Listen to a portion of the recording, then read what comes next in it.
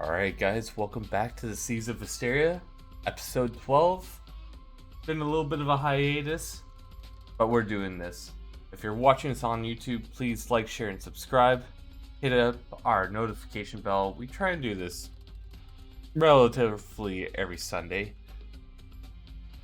DM, take it away for the recap. All right. Yeah. First, apologies on my end. It's hurricane season for one. Two, I do weddings and things, so sometimes I can't be here every weekend. But for the most part, I try to do it every Sunday with them. But yeah. Moving forward. So last time we left off, you guys were doing a bit of traveling still on the boat. You had all just left. Not Ryberry.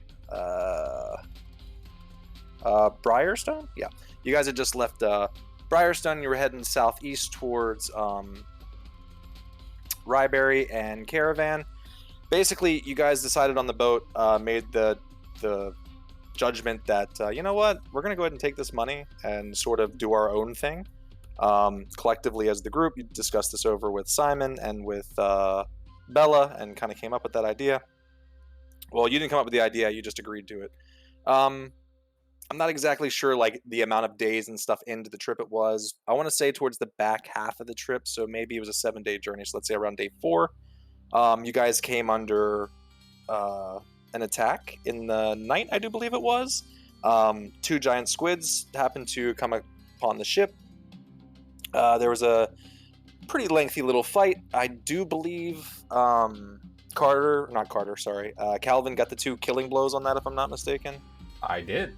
I rolled a few nat 20s. That's right. There was tentacles up on board of the ship trying to pull people off, things like that. But you guys managed to fight them off.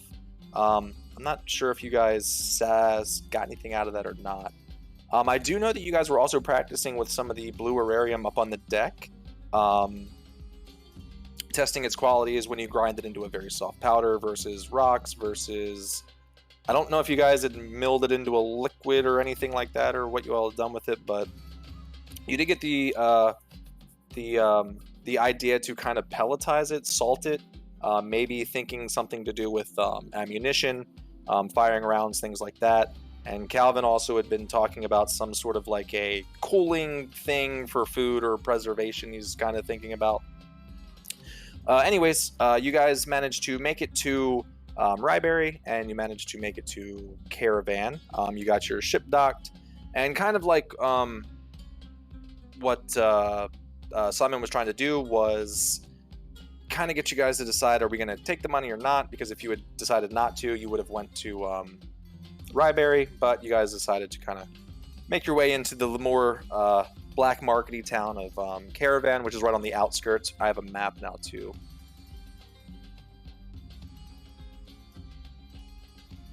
So this is Minnowood and Eastern Territories. So where the group token is now is kind of where you guys all are. I don't think any of you guys ever really did any southern exploration, so history checks aren't really going to do too much here. Brief recap moving on here. So yeah, the yellow line I do believe is where I said all the docking yards are. Not so much to the eastern side, that's more of the diplomatical, political side over there. More so like waterfront office buildings, I guess you could say, whereas the left side's more of your ports and things like that. The yellowed circle area is Caravan. It's kind of a little black market tent city. I don't think you guys learned too much of the history upon getting there yet, but it's on the outskirts. It's not actually in Ryberry, whereas Ryberry is a more like your typical average city. Like they have government, they have they follow the king and queen, all that stuff. You know, Caravan's kind of its own thing. But yeah, let me jump back to that map. I apologize, the music's going to start over again. Where you guys ended up meeting with Tepe. I don't remember exactly what you were talking to him with. I think just general goods in general, like shopping. But he mentioned you to a goblin in the back named Isnot, and you had a little conversation with him where I don't remember exactly what the scope is that you're trying. It's for long range, correct? Yep. You turned in your broken one, and he's repairing glass and things like that. I'm remembering it all now. It's coming back. He told you it would take a couple days to get that fixed up. Then you made your way back over. You met with Grandma. I don't remember what you guys were. More Morararium. You guys were coming over here trying to make deals to pick up black and green. Where she stated that they don't have the black here, and the green's pretty abundant. And I don't remember the price. I think it was like 5 gold per pound or whatever it was. The green is here. I don't think the music's going. No, it isn't. We did pick some up too. I remember that. You got some of the green. Yeah, I remember putting it in my bag of holding. I just don't remember how much it was.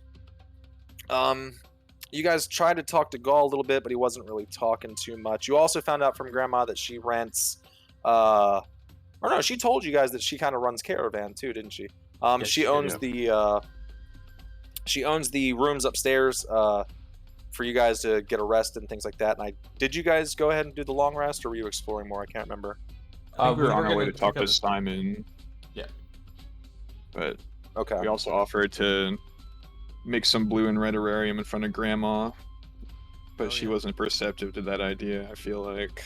We also spoke to Todd. I don't know, was that mentioned? I'm very distracted.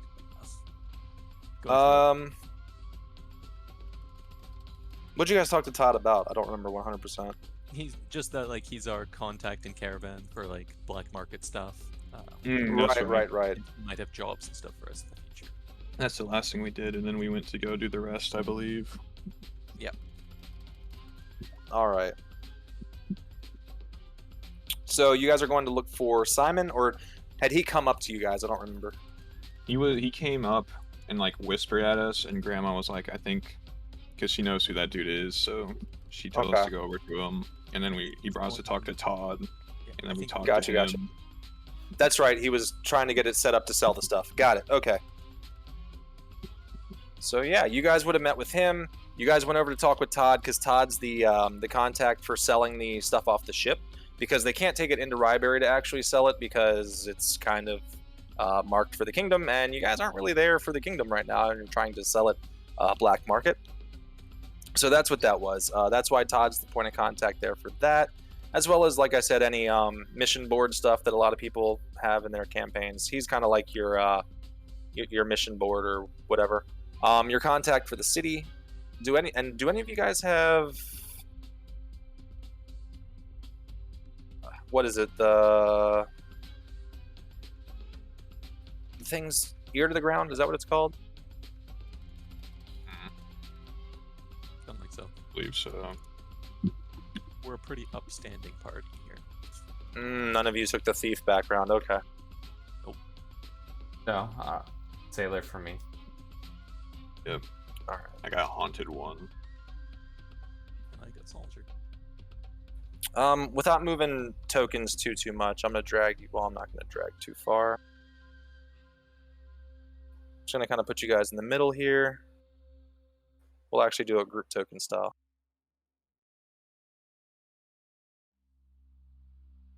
Alright, so we will say that you guys are kind of in the middle of town right now with Simon. I don't remember if Bella's not with him. Probably it's a little later than midday. It's not quite like 5 p.m. yet, so we'll say like right in the middle of like right before dinner and things like that. But he's gonna kind of look at you guys. All right, well, all that's kind of set in motion. He kind of looks back over to Grandma. I saw that you all were talking to her. Did she let you guys know that she does boarding upstairs? I mean, you're more than welcome to sleep on the ships too, however, but if you do want to stay in the city, there is boarding. We have already paid for our rooms, I believe. Oh, perfect. They have, seriously, they have really good food here. It's a lot better than what you're going to get on the ship. He, kind of looks at all of you. Through the night, either Bella or myself will be there.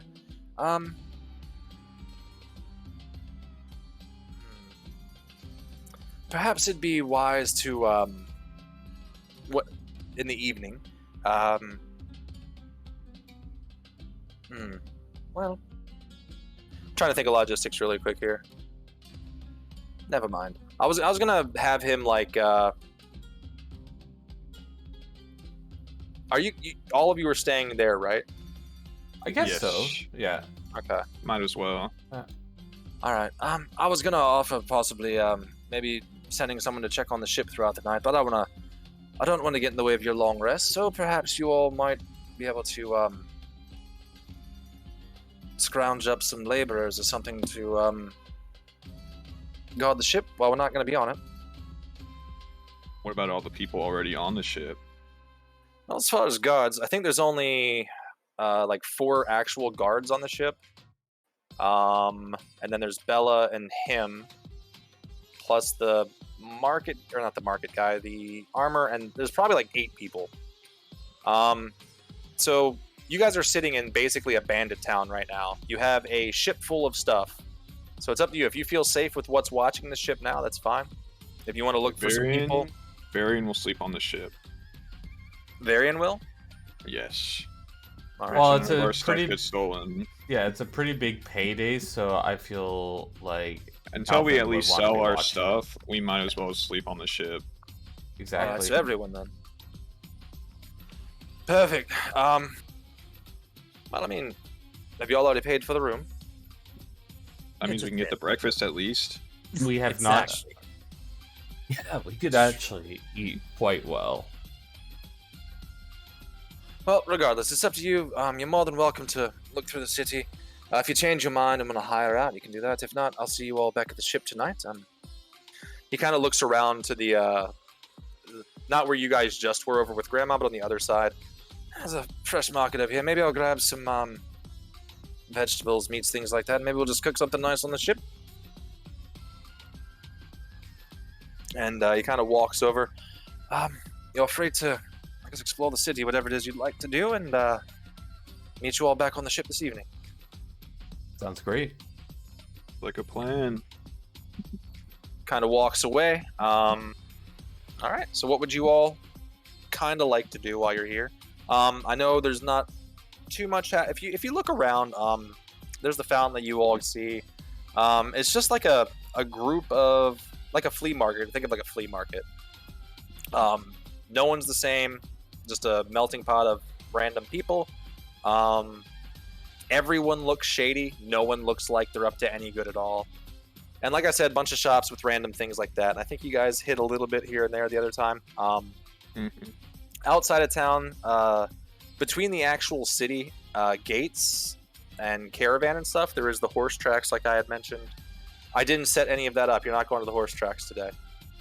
There's horse tracks, like I mentioned. Suddenly urge to see horses. True, we could use some mouthful here. It's mostly Calvin just has gambling. that itch going. We might steal a couple of them, depending on if they win. Then you'd be, well, Drake knows whose horses they are. You don't want to piss off that guy. But trying to think what else there is. In the city of Ryberry itself, it's very under Olympian control. You're going to see Olympian guards. Your names haven't really risen any red flags or anything yet. The guards there would be expecting you all, though. They don't know your faces. They would be expecting like Simon and Bella. I'm not 100% sure if you guys are wearing different clothes or if you're wearing any markings from the city. That might be something to look at too if you guys want to get a change of attire. I think the only thing we had was like the handkerchiefs that they gave us for the royal guards, but that was about our only identifying factor. Yeah, All right. pretty much. Yep. So yeah. What would you all like to do? Or would you all like to just go ahead, head to the ship and do a long rest? Up to y'all. I think I think we pretty much did everything we wanted to do before talking to Todd, I feel like, unless you guys got something else you want. no. I think we'll take the long rest and we'll get one day closer to selling. Yeah. All right. And I didn't give you guys like a time frame on that, did I? No, Simon hasn't told us anything about that. Pretty much. For the deal. Carter, you're a little bit low on your mic. Yeah. No, it's a new mic, and I don't know. I suppose I could try adjusting it. Still hammering out the details on that guy.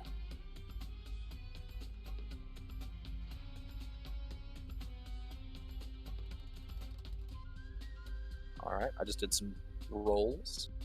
All right. So, oh, sorry, my chest just started hurting. So as you guys kind of finishing up your day, you guys, let's just say you guys did a little bit more shopping here and there, picked up a little knickknacks, some snacks, random shopping. Calvin, you saw like a nice little fabric store, sitting there a little bit, getting some inspiration maybe for future garments and things with old Lincoln. We'll say that trying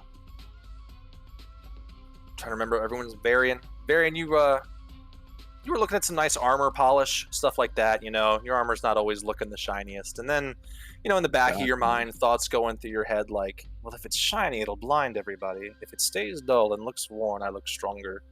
No, I can't do shiny. And the guy's still there, like offering up armor polish and keeps looking at you, and the blood's still on your armor and stuff like that. And then, you know, Varian, I would imagine Varian's more so the pop open a book and just kind of chill kind of guy. More of a people watcher. Yeah. So yeah, we'll say you guys all kind of get back together towards the end of the evening. You start making your way on back to the boat. And like I said, looking over as you're walking back, you kind of look over towards the guards and things like that, and you do see that the front of the Ryberry gates actually have probably about 6 to 8 guards that you can actually kind of see. 4 of them kind of being on foot in the front. You know, there's a couple towers there. You see 1 in each tower, but there's probably maybe 2 in each tower. You can't be 100% sure. So very well guarded actually within the actual city itself. And as you kind of look forward to the docks that you guys are currently parked at, there's just imagine like a scene out of a pirate movie. You know, people swinging from ropes. There's boxes being it's just, you know, mayhem on the outside of the actual gates. As you guys kind of make your way back towards the boat, and you all kind of walk up to the boat. Simon greets you guys. You see that there's a metal drum. I'm not gonna say like a grill, but like he's got a grill that he made out of like a metal drum. They're on the deck of the boat. An assortment of meats, mostly beef. He tells you a story about how there's a Minotaur village near Caravan. He reassures you that it's not Minotaur meat. This is cow meat. It comes from a farm. You can choose to believe that or not. You guys did just see some Minotaur in the city as well. So, but how do they actually feel about eating cow, considering, you know, like the top half of things? Also, if a Minotaur and a mermaid had a child, would you get unlucky and don't have any of the extra bits, or would you like just end up with? Never mind, not important. Sorry, I got distracted. Simon just kind of looks at you. Most Minotaur are vegan. That's what I thought. For the most part. I haven't come across a cannibal one, but I mean, I guess if you were, you know, cursed with like lycanthropy or something, it's a very possible thing, huh? Could you imagine a Minotaur with like bovine lycanthropy? What about if there was a giant chicken and then had relations with a mermaid? Would it be the chicken of the sea? Simon just turns the meat over. Right, Calvin. The sun will begin to set. Poultry in motion. Feel like we've learned something. I don't know what it is, and I'm kind of scared, but we've learned it. Calvin's having a big old hoot from his fate pen. Give me a performance check. Also, how's my mic volume? I tried turning it up a bit. Better. Yeah, that's better. A lot better. Excellent. While I'm waiting on the performance check, you guys also have some free time if there's any like research you'd like to do before the long rest. Nah, I guess just doing some research on the little green terrarium we picked up, I guess, or see if there's Alright. any information about it around since it's so popular here. The Um, Maybe there's usual some, like, crushing, research smashing, and papers that have already been like written or easily accessible. as far as like research or notes or anything like that, you're not going to find anything. If you guys were to have looked for like a shop that might have had something to do with it, you didn't really press Grandma too hard. You guys have a feeling that she knows a little bit more than she was telling you all. She's such But a yeah, sweet you could- old lady. Yeah, you could definitely ask around more as far as if there's anyone here that's studying with it. But as far as anything that's already like documented, so as far as Aurarium goes, this is kind of a new thing. It's only about 4 to 6 months old. Like right before the war ended, this stuff started like not so much popping up, but people started noticing it, I guess. Like I'm trying to. Basically, this stuff. It's not that it was. Researchers were doing more work on this as of lately because they've been looking for a way to beat people with magic because the northern continents, like stated, for the most part, humans and things like that, they don't have magical powers. And they were up against gods, they're up against deities, and they're up against adventurers that have, way better skills, magic, things like that than they do. So the Aurarium it's always been around. It's just never really been researched all that much because it's always just kind of been a rock. As far as like the vibrating and the coldness to the touch and the things like that, that's all newer stuff. The rock has always been there, but the way that it's been reacting lately, that's the new stuff. It's like powers were dormant type thing until recently. Correct. So Okay. as much as research goes, I mean, you'd have to find like, I would say if you were talking openly with like Simon and stuff about this, give me a persuasion check. Let me find my character sheet. There it is. are we all doing it or just? This is more him. 10. Dang, only a 10. That sucks. It's better than nothing. I was only looking for like a 14, so this with a 10. You're gonna. He would let you know like, you're gonna have to find very, very, very old documentation. Probably.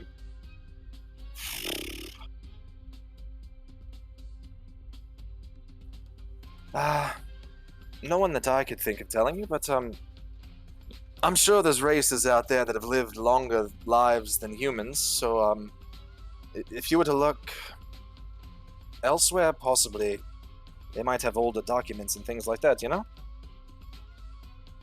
understand. That's what you'll get with a 10. Fair enough. Fair enough. I figured if Varian's taking the indirect approach of going through other people, I'll take a more direct approach and just see what I can figure out. Unlike Calvin, I am not going to be lighting it on fire, though. I am going to be very cautious with it. All right. So as far as researching goes, what you guys have done so far, you guys know that this rock can be crushed down. I don't know if you guys have messed with any like mixing it with like any liquids to try to make a liquid yet. You haven't, right, Calvin? No. No, you've just done fine salt and then like a little bit like pellet sized, right? And then I Yeah, think you guys pretty have much. just messed around a little bit with it being full rock. Okay. And also almost liquid form. No, that was like a sand, but it appeared Yeah. liquid as you poured it. So you're working with the green. Yeah. Yes. So what would you like to attempt with it? Like what kind of you can just like look at it in its rock form. You can perform tests on it just as itself. Did you want to try to break it down in any way to do any testing on it? No need to break it down yet. So you're just going off like any physical properties of like prolonged touch to the skin or keeping it as itself. Mm-hmm. Preferably not touching it yet, in case it's radioactive and kills me. Do I remember what Grandma said specifically about any details on Grimorium, or? Is that the healing one? I can't remember. I think she had told you something along the lines of it had properties to do with like I don't know if it was so much like healing, but I think like protective qualities is what she had said. Most of the researches and stuff she's heard coming from it's been more off or defense based stuff. But she doesn't really know too much about it. She just deals mostly with the selling it. She doesn't really care what it does. One of those, don't use your product, Yeah. No, I think for pretty much for today, we're going to set up a plan just for future testing. Not actually do anything directly yet. All right. We'll say that you guys, is it going to be you and Calvin working together? I don't know how quickly Calvin wants to advance to the testing phase. Oh yeah. Carter is very patient with this kind of thing. Calvin takes a bit for himself and just is like goes and yells for Lincoln Jr. Lincoln, we're at it again. Well, I'll have to put the clothes aside again. This brand of clothing is never going to get jumped up and going if you've Oh, you got the green one. Yes. Right, we'll put this aside then. He kind of looks over at Carter there in the back. Are you joining us for testing, or doing your own thing there? Testing? Already? I mean, it really is just best to have a clear plan of action, a clear, safe work environment. We don't want to be, lighting the ship on fire. Calvin starts breaking some already down. Yeah, I assume they're already walking off the ship as I am calling this after them. As you're saying this, imagine Leatherface, that leather apron that he wore. He is slowly, Lincoln is slowly putting one of these on and just shaking his head, up and down, nodding, yeah, like he's listening. And right as you finish, he's got this leather... Why do I keep bib, not bib, apron? He's got this leather apron on, and right as you finish your sentence, he pulls these glasses down over his eyes. Right, intriguing. All right, you ready to go? Yep. And just trots on off with Calvin. Best of luck with that slow and steady winds, that whatever. If I have to scrape the corpses off the deck, I'm going to be really disappointed. And as far as you, give me an intel or wisdom check for devising a good way of doing testing. I guess would be wisdom, right? Or would it be intelligence? Your call.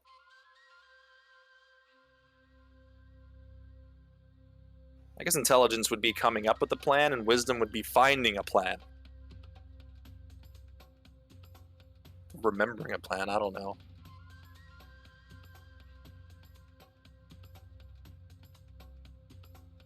And then both of you can give me just an intelligence check for your researches, or you can do a tinkering check, whatever you want. Well, you're not doing tinkering.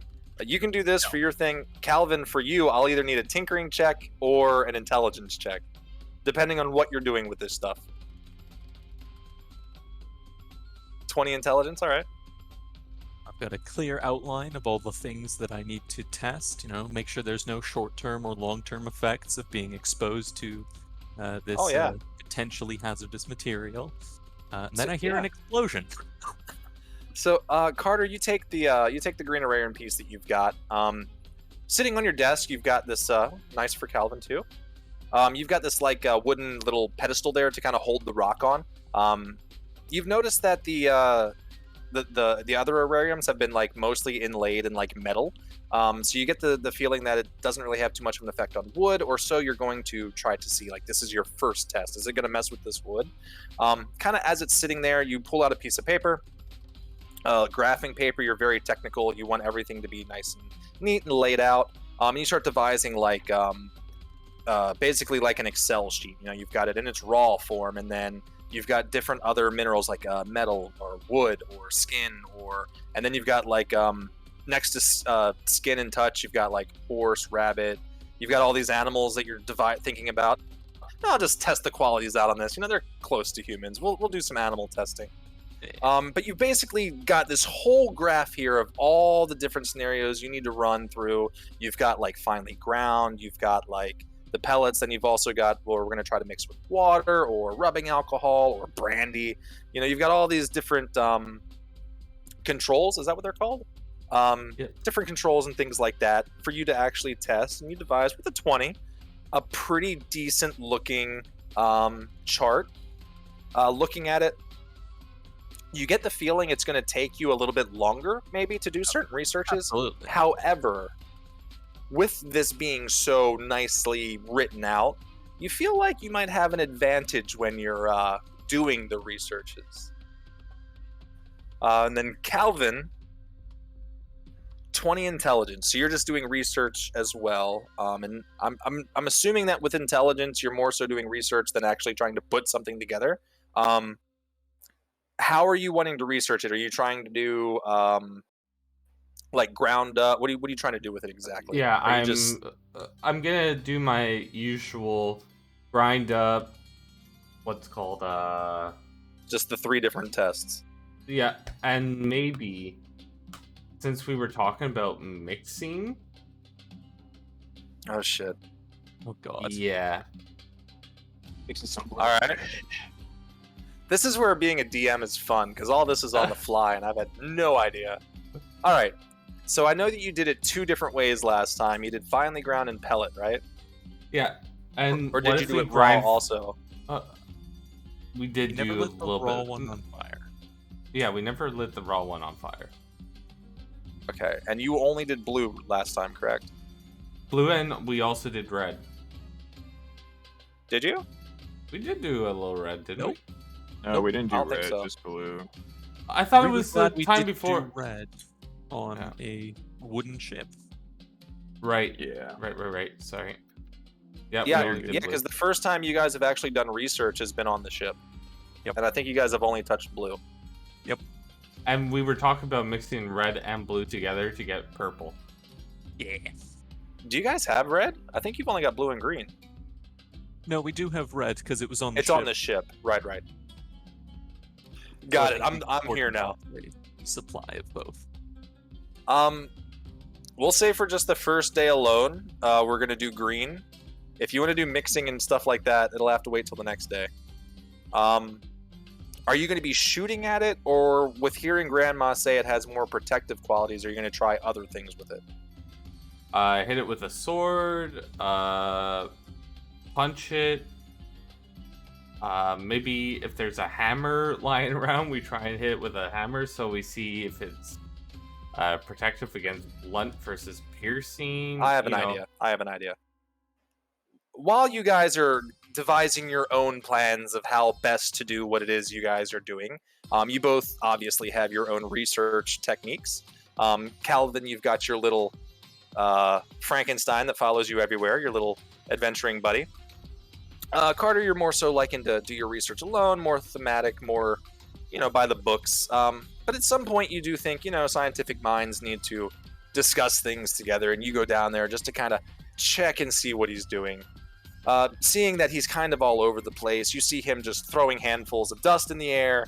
You see him like rolling them across the floor. Nothing's really happening, and you kind of get like an idea. Lighting it on fire? No, you're like, hey, Calvin, have you thought of maybe taking a suit of armor on deck and giving a few swings at it so you can see how it reacts when you make an attack against it? Let's do it. And Carter just kind of looks at him, takes a sip of his orange juice that he had just got from the kitchen. That was the whole reason he was heading down the hallway in the first place. Oh, yeah. Let me know how that goes as he walks back. I'm just gonna pull out my notebook, just go to the sheet that's just got effects on armor, and just in progress next to the testing phase. Man. All right, so we're gonna set up this armor. Carter, you're more than welcome to be sitting outside and noting all of this. As I figure I'm going to get a vague either it fell to pieces or it didn't fall to pieces if I wait for someone to tell me what happened. We will say that the armor statue that you guys just put up, it has an AC of 16. Yep, it's pretty reasonable. All right. So, we will say you did the same thing you did as last time. Maybe you dusted it first on the armor piece. Who is it? It's Calvin. Calvin, you're standing out there in front of the armor piece. How do you want to attack at this to kind of give it a test? Let's shoot at it. All right. Go ahead and make your attack roll.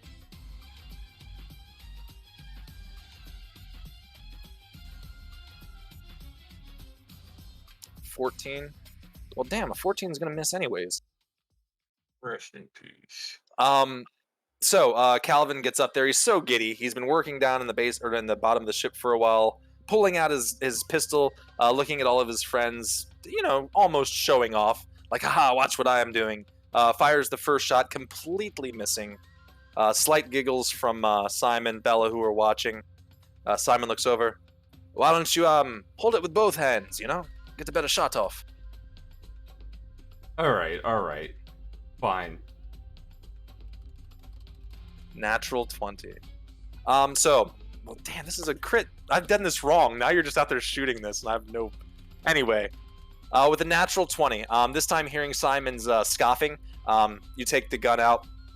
This time, basically just staring right at him.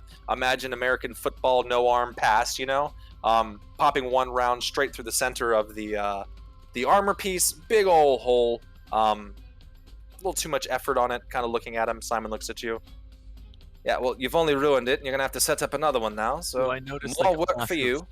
Do I notice like a flash of green or something as I'm observing the armor? So as the first one goes was just a miss. The second one, actually, did the first one miss or did it glance off? The first one would have been a miss with a 14 because the 16's 8. Yeah, I guess a 14 would have glanced. So with the 14, you would have seen like a green spark. You get that that's more of a spark from the dusting, not so much the aurarium taking any effect of anything. And the dusting blown off. Right, and with this one, with the nat 20, I am trying to think of... imagine a force field just like constantly being smacked at, and then like a force field being cracked, basically it's like this green aura of a shell around it, and as the bullet hit, there's basically like this in a split second you would have seen like a collapse of a force fieldish type thing as the bullet then went through. I don't know if you would have seen it though. Give me a perception check just to see if you would have seen it. Like glass shattered. And I'll give it to you at advantage. I'm looking for like a 18 though, but I'll give you advantage because you are 20. Yeah, you would have seen it. Yeah. Well, I'm more so Carter because he's intently wanting to take notes on this. Yeah, staring intently at it, you would have seen like this very fast millisecond flash of like green light, where it almost looks like if you were to use slow motion. And have been watching this, where the bullet hits initially, there's like this outward flash of light connecting between each like grain of sand, almost like a web going between each one. Think like chainmail, how the stronger, even though they're very small pieces of chainmail, they're linked together, they work better. That's kind of like what this dusting was. If you had to guess with the perception check, you would assume that this has something to do with AC, like lifting AC or something. If you had to guess. Yeah, so it does just improve the protective nature of the armor by a bit. It doesn't help absorb the blow, it helps deflect it. In this case, it did neither. Correct. So now that the armor's been damaged, can I tell if it is still in effect? Or... Actually, you know what? With a perception of 21, I'm going to say it's not so much of an AC thing. You know how the spell shield works, right? Yep. Oh, no. Shield's different. Shield's AC based. Yep. This would be more like a temporary hit point type of thing. Okay, so it's like Yeah. the abjuration wizard or whatever. You basically witnessed like it shattering and losing its tension, not its tension, but its strength. Like you witnessed it take all the damage it could, and it broke. Okay, yeah, that makes sense. That's kind of what I thought it would do, but I was curious. All right. Good shot, Calvin. Certainly learned a bit here. What if we take a sword to it instead? I imagine the- much the same thing. Yeah, with the dusting, it would be the same thing. Although that is a good question. So now that this shot has punctured the armor, is the dusting still in effect, or can we see it like lose its tint or something? This is something you would know. You would have to repair. Probably something you could do on like a long rest. You'd have to repair the because basically it broke through. I'm trying to think of like how to describe it. It's health Without- force. Okay, so basically you've milled this stuff down into this powder, and you take the time to apply this to your armor. In applying this to the armor, it's basically like a glue, and it all holds together. So if you have parts of this dusting that aren't touching it, like it's not going to work right. You need to do this correctly. But once that shell like breaks, it's no longer bulletproof vests. Once you ruin the integrity once, it's basically done, and it's something you're gonna have to reapply. Yep. Perfect. Makes sense. All right, where's Varian? We're gonna slather this all over him. Please do not shoot our friend. I know I'm how not to talking say about it. shooting him. Also, we don't know what the long-term effects of exposure to it are. He's fine. He also doesn't have it on him right now. Varian. All right, let's do this. I'll say the process of doing your armor and stuff would be like short resty. So, since all your research and stuff, I'll say it's something you have to test the next day. Just because it took you guys a while to set up the armor and to apply your stuff to that. And when you guys were on the boat playing with the water stuff, you guys had all day. Whereas here, you've only had a couple hours.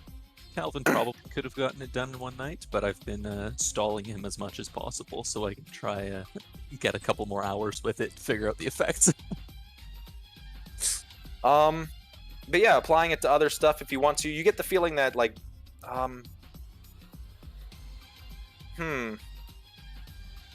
I kind of messed up too, but at the same time I didn't. This would be more like doing a dusting and then mixing it with like a an adhesive, like a liquid adhesive, some kind of like a glue or something. I assume Or that's what we tar. had to do anyway to get Yeah. it to stick to the armor. Yeah, Like I should've tar or mentioned that. something. That would be. not like tar. I'd say like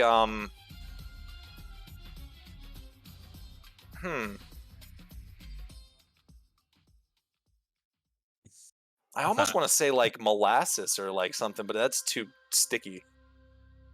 Whatever we had, like you apply molasses thin would have enough. worked. Yeah, you've Yeah, applied There was it's- something. thin enough. You guys have there's some molasses based glue substance you guys used back then that's quick drying. I mean, we've got like horse. Like a hooves we resin? can help Exactly. out. Yeah, there's horseshoe. Exactly. Good enough. What's Good the enough. races? Yes, like a resin. There you go.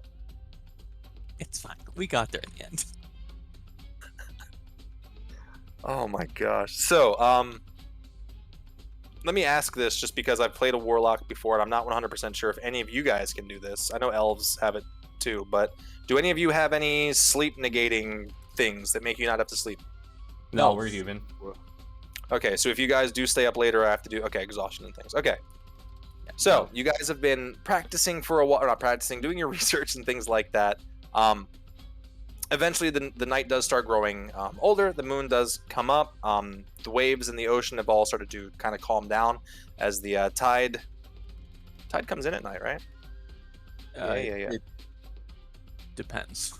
It does something. Whatever's happening.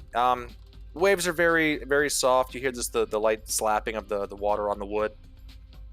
You guys can stay up, do more research, and burn exhaustion, or if you'd like, we can go into long rest. Whatever you guys would kind of like to do beforehand. Varian's going to sleep. All right. What about you there, Drake? I think I'm gonna go to bed. We had a pretty good feel for this. Gotcha. Before you do go, Lincoln would also have brought you in. Yeah, well, why you been gone for the day? He kind of shows you he's been working on some leather boots, sort of like, imagine moccasins but longer, like they go up the calves. There's no like footprint on the bottom. For being like stealthy, what I'm thinking of doing is, something that gives you helps you be a little bit more sneakier. I know that you kind of are the sneaky one of the group, but I figured I'd how do you like them? He holds them up. They're like a light brown leather. He's shaved all the fur off. Very nice and ornate. He's used a leather burner thing to kind of like draw some not inscriptions, but draw some design into it as well. But yeah, he's basically wearing an Ugg boot. Basically, he's making you Ugg boots. I was about to say, this sounds like an Ugg boot. It's Ugg boots, no fur yet. Now, no if we did that swashbuckler thing, like the cut up and down, I think that might give it a little bit of flair. But this looks very nice. It looks very easy to pull off and put on.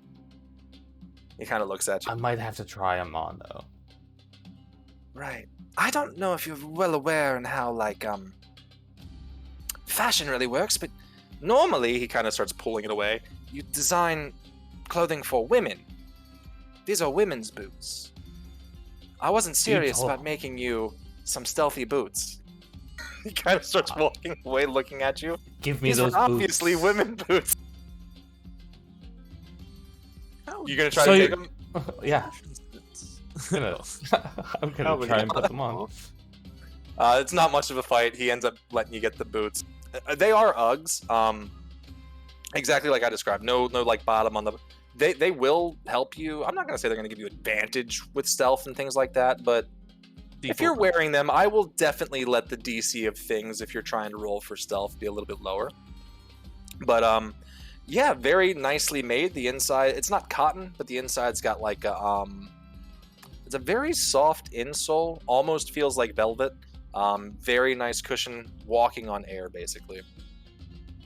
At the top, speaking of swashbuckler, it has like slits there where you can put a belt through it. Doesn't look like he's actually put it there yet.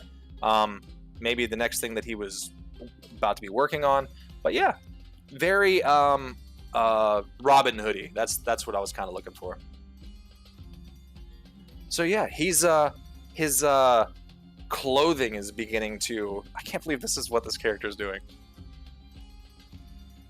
Oh, speaking of, you need to link up with someone too for your mink. Oh yes. Oh, I thought they knew exactly where my place was, or the ship was, so they were gonna come to us, weren't they? Well, yeah, but usually the ship does go to Ryberry, and you guys are in Caravan, so I might have to think about this. Fair. We'll see what happens here. All right, so you guys are all sleeping. We're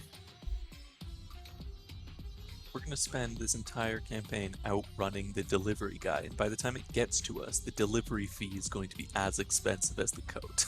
It's going to be ridiculous. Everyone give me a con save. I think this is what it... see, I'm not... Question really quick. Yes. Let me whisper you, Carter. You know what? We're sticking with con save. We're doing it. Everyone gets a +3 to their con save because of my aura, by the way. Are we within your aura? How long is the range? If we're all sleeping on the ship, I'm assuming so.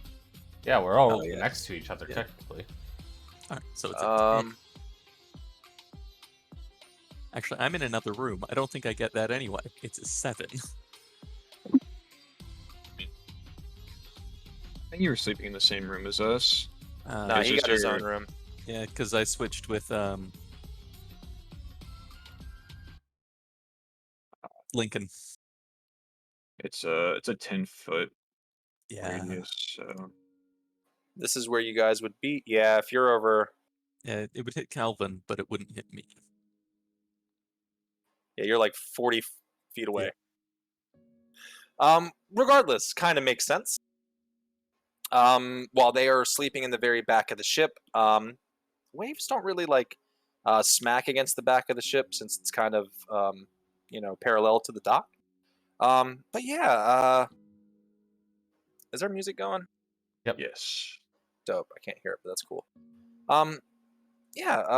Carter, as you're kind of sleeping there, you've been kind of tossing and turning. Maybe you're not having the best sleep. There's a lot of research, a lot of things going on.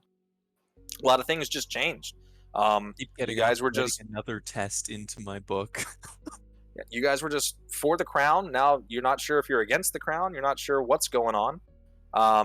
You got this big shipment on board. You're kind of on edge. But as you're sitting there, laying in your bed, you don't necessarily feel this, but it's more so something that you hear and you think you feel it. It's like a low rumble. Like it almost feels like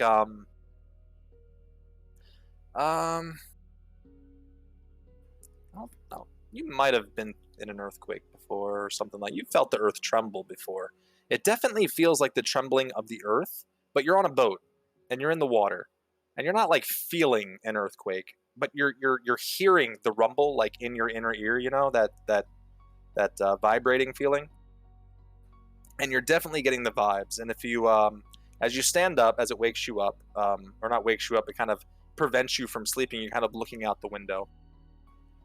Off in the distance, off to the west, very rapidly, you see these, I guess you would call them lightning bolts. They definitely look like some sort of light traveling from the sky down to the ground. They're not like white in color. They're more so of like a rusty red in color. You see one hit, and then after probably about 10 seconds or so, you see another one hit. And then it's kind of like a it's very delayed because this is very far away. The vibration you felt, the first one, between vibrations is probably, we'll say 10 minutes. If you're to stand there and observe this happening, you're seeing the bolts hitting very rapidly, but the vibrations you're feeling are more in succession. You had a very good intelligence checks and things like that today, so I'm not going to make you roll another one. But you get the feeling that the vibrations are coming from there, and these bolts of energy, whatever this is that's hitting the ground. Like thunder after lightning. Well, you get the feeling that this started off as a slower process, and you're just now getting those first But reverberations. The same effect of like So you see the lightning, and then the thunder. Yeah. So you're seeing this all happen as you're watching out. And then kind of like in an instance, you see this very bright light flash across the sky, the same rust color red, probably in like a mile radius. Looking out there, directly below it, you see the mountains. You see this wood line kind of protruding out towards the mountains. You see the moon behind it as well. It's very, very brightly lit. We see some torches and things, or not torches, but like lights out in the woods too, where maybe little villages are, things like that. You see all of that just kind of go out, and then in the same instance that the light lit the sky, it's gone. But the light that kind of like lights the ground lasts for a good like 10 to 15 seconds before you slowly see that start going away as well, and then the vibrations start coming a little bit more and more frequently. Looking out, you also kind of see, not like in the dock or in the bay area where you are, because you're more like in an inlet, so there's not a lot of motion for the water. But looking like out farther away towards the shore, you're seeing like waves being pushed out in towards like the ocean area, kind of like the starting of like was that typhoons? Is that the big waves, or is it? Yeah. Typhoons are pretty big. Tsunamis. Tsunami, yeah. Basically, like the start of these big waves being pushed away. So you get the feeling that leaving the shore, not coming into it. Correct, being pushed away as the vibrations are like pushing through the land. That's how strong these forces are. And like I said, you're on a boat, so you're not really feeling it on the land. So based off of what you're seeing, you kind of get this feeling like, that's very hard, like it's vibrating hard. Looking out towards the city of Caravan, you see the city like shaking. It's mostly mud houses and things like that, reinforced with sticks. It can withstand a certain amount of damage. But looking over, you see, it's starting to, some of the siding starting to crumble maybe from the tops. You're starting to see cracks in the walls a little bit. Things that aren't made of mud, like the wooden hangings and things, not the wooden hangings, the wooden posts that hold the hangings for in the market area, like stuff like that starting to snap. Certain things that aren't like held to the ground or falling over. You see people in the town kind of like running, trying to get to safety as stuff's falling off of buildings and things like that. It's kind of chaotic. Like they're experiencing their first earthquake out there, basically, is what's happening. And you can basically tell that there is about to be more, and they are about to be coming faster and faster and faster and faster. What would you like to do?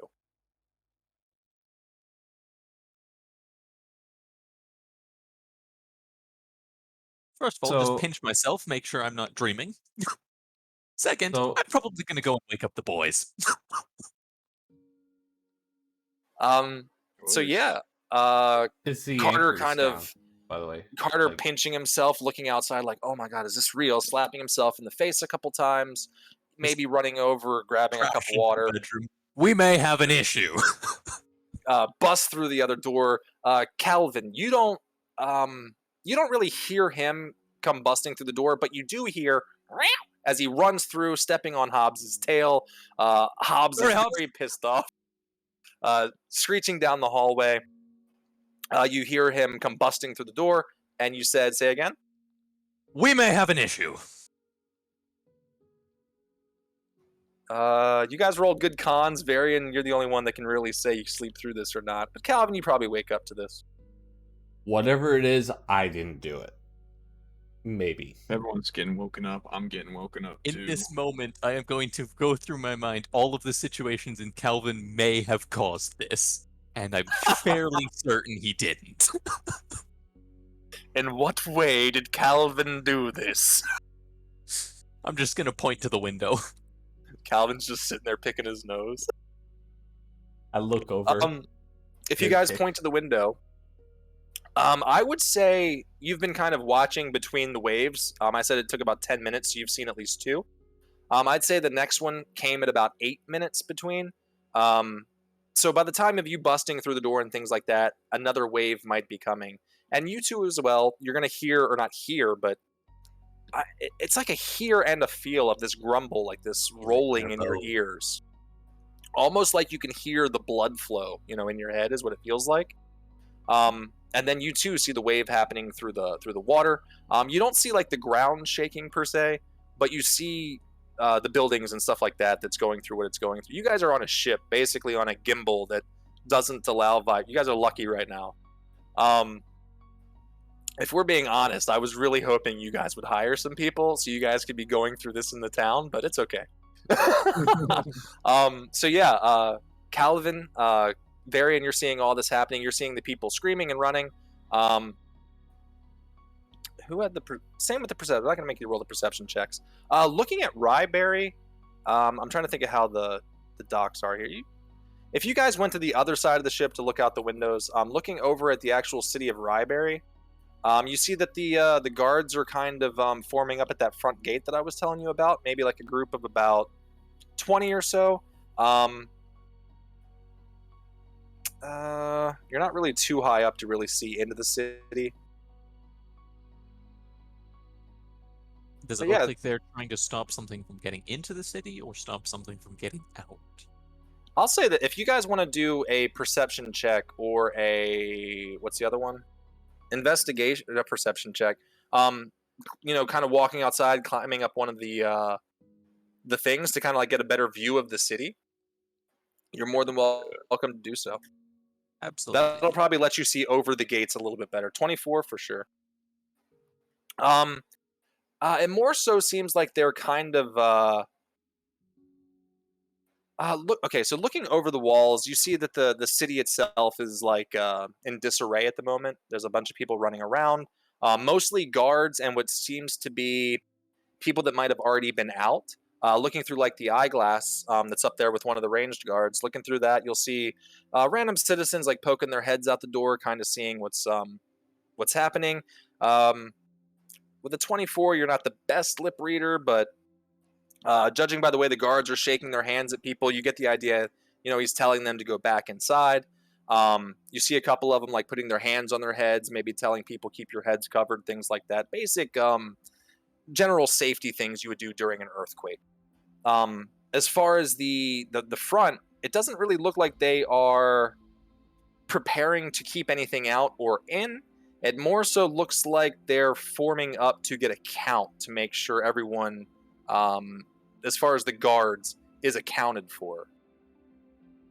So it looks more like maybe they're being called to like, well, you guys have been in guards before and things like that. It looks more like they're forming up to get a count of all the guards and start sending them out to stations and things like that. Okay. And I suppose the last thing I want to check is if I can see, now that I'm up on the crow's nest, where this lightning or whatever it is impacting. Like, can I see approximately where that is? Um, Like, I assume it's further inland. I will pull up a map.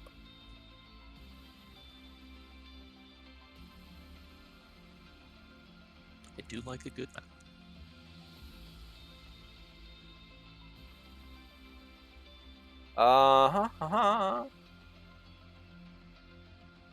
So that's about a day's travel.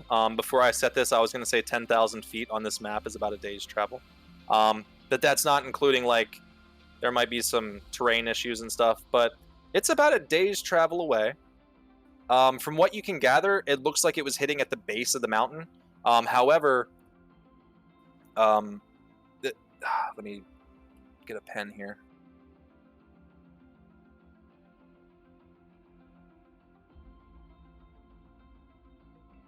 All right. Just because the doodles for the map pack or the thing that I used to make this,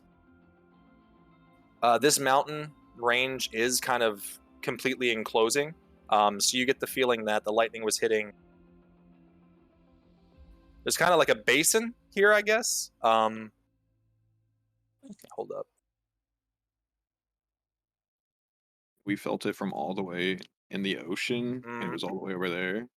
Oh, you guys are kind of like... Dadgummit, hold up. Why is this... Hold up.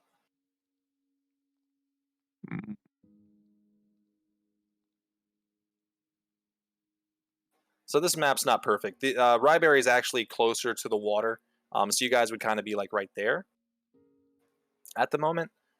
So yeah, it's about a day's travel. You guys still felt it. Yeah. But yeah, the mountains go all the way around. Looking through with that perception check, there is like an opening where the tree line meets the mountains. But for the most part, it kind of feels like, or not feels like, it looks like that's where it was hitting, was in this basin area. Looking through, you see like a large amount of smoke coming up through it. No fire or anything, strangely. You would imagine with all the hits that were happening, there would have been some kind of a fire, but it doesn't seem to be. You would also notice with this,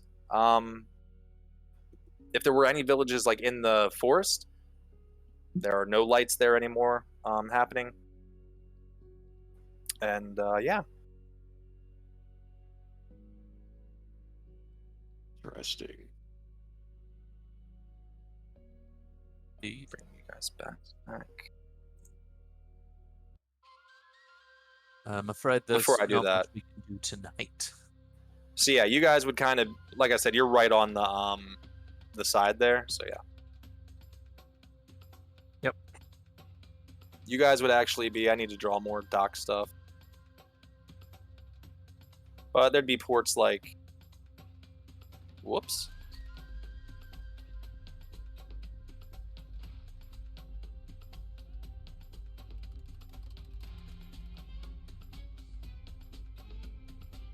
Probably like there too. So your boat would be somewhere out in there. Makes sense. So yeah, that would be, let me get all this other stuff here. We'll just say you're here.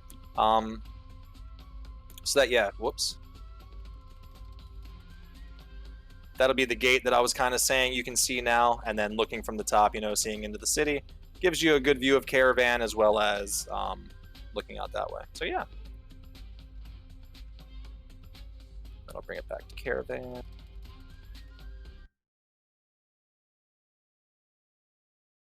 I guess I could have just left it on the ship. What am I doing? All right.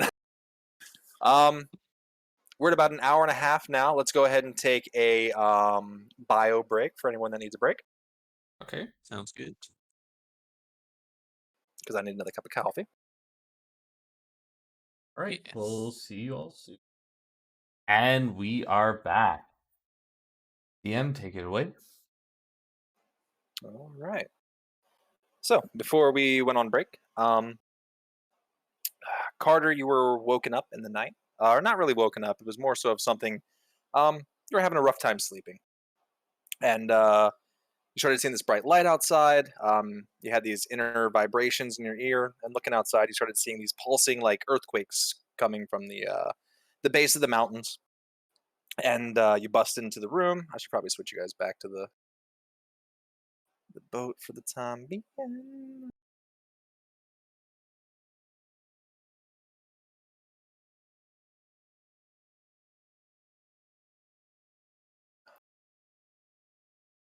Sure, music. But yeah, you come busting through the room. The other two got up, looked out the window as well. What would you all like to do now?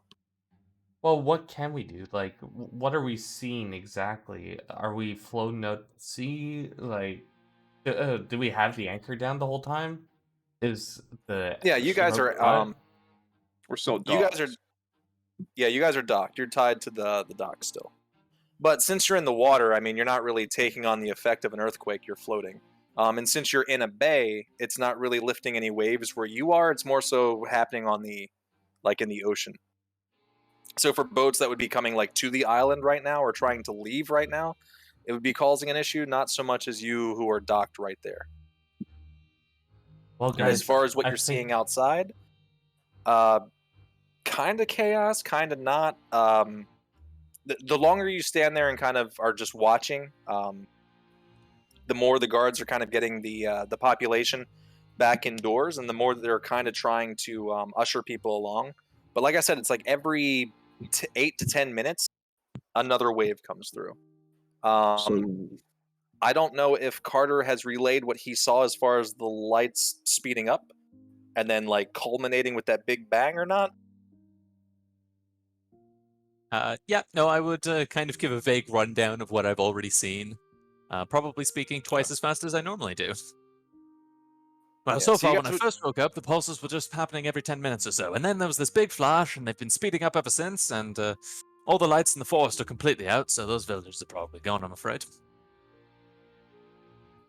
So very slow starting hits with the light, and then it started speeding up, speeding up, speeding up. Towards the end, it was like one every 5 seconds or so, and then it just culminated with that big flash. Then it stopped, and yeah.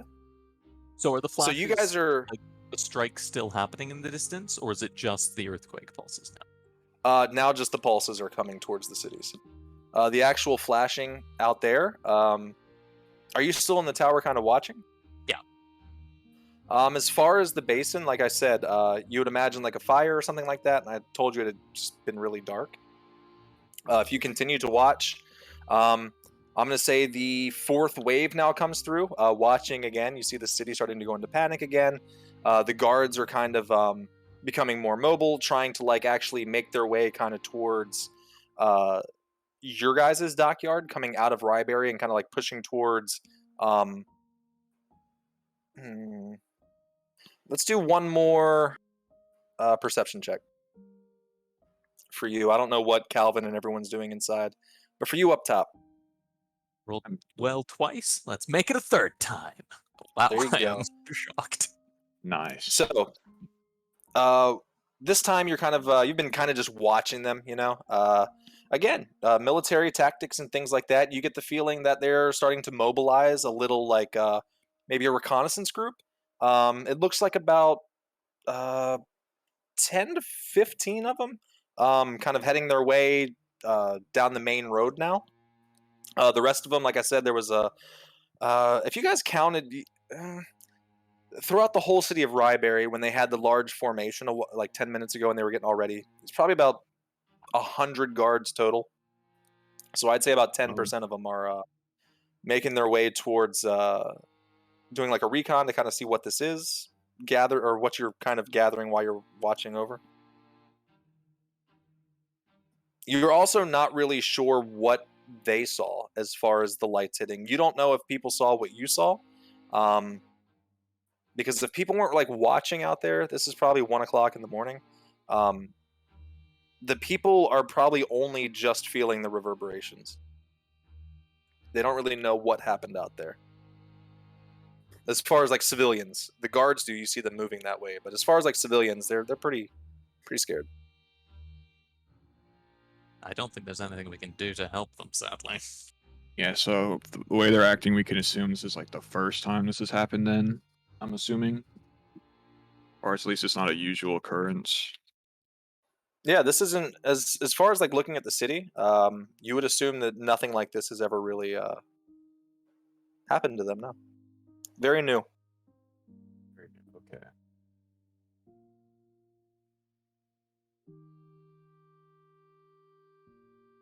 Yeah, like Carter said, I don't think there's a lot we can do for them at this point. All right. Maybe staying safe or staying out of their way would probably be best for this one. Yeah. As you guys are kind of inside. Oh, go ahead. If we could get ourselves ready for the morning and commit to an investigation of our own, well, when we are fully prepared, it may be for the best. For the, are you all in the same room now? Or are you still out? Are you all outside, or what's happening? I don't know where everyone is. Where's everyone at right now? I think we all went up on deck at the very least. I think we're all up Okay. on deck. Yeah, we would have followed them out. All right. As you guys are all on deck and saying this, kind of making your plans, you'll notice that group of that 15 or so. You'll notice that as they're kind of walking, towards the end of the road, they're splitting off in like groups of 2. All right, going down like various little roadways and things like that. Towards the docks, there's not like one main road for just all the boats. It splits off into sections. There's like a row of buildings, and then a roadway, row of buildings, roadway, so forth, docks in between, and they're kind of going down each one. And as you're kind of standing there, you'll notice that 2 of them are coming down. They're yelling towards the ships, looking for volunteers. Any volunteers? For what? Looking for volunteers to travel in recon. Just walking up and down. Again, don't have to. Basically trying to get some volunteers from the ships that might want to go. You're more than welcome to go talk to this fellow if you'd like, but that's what it looks like they're doing in all the other roads as they're breaking up.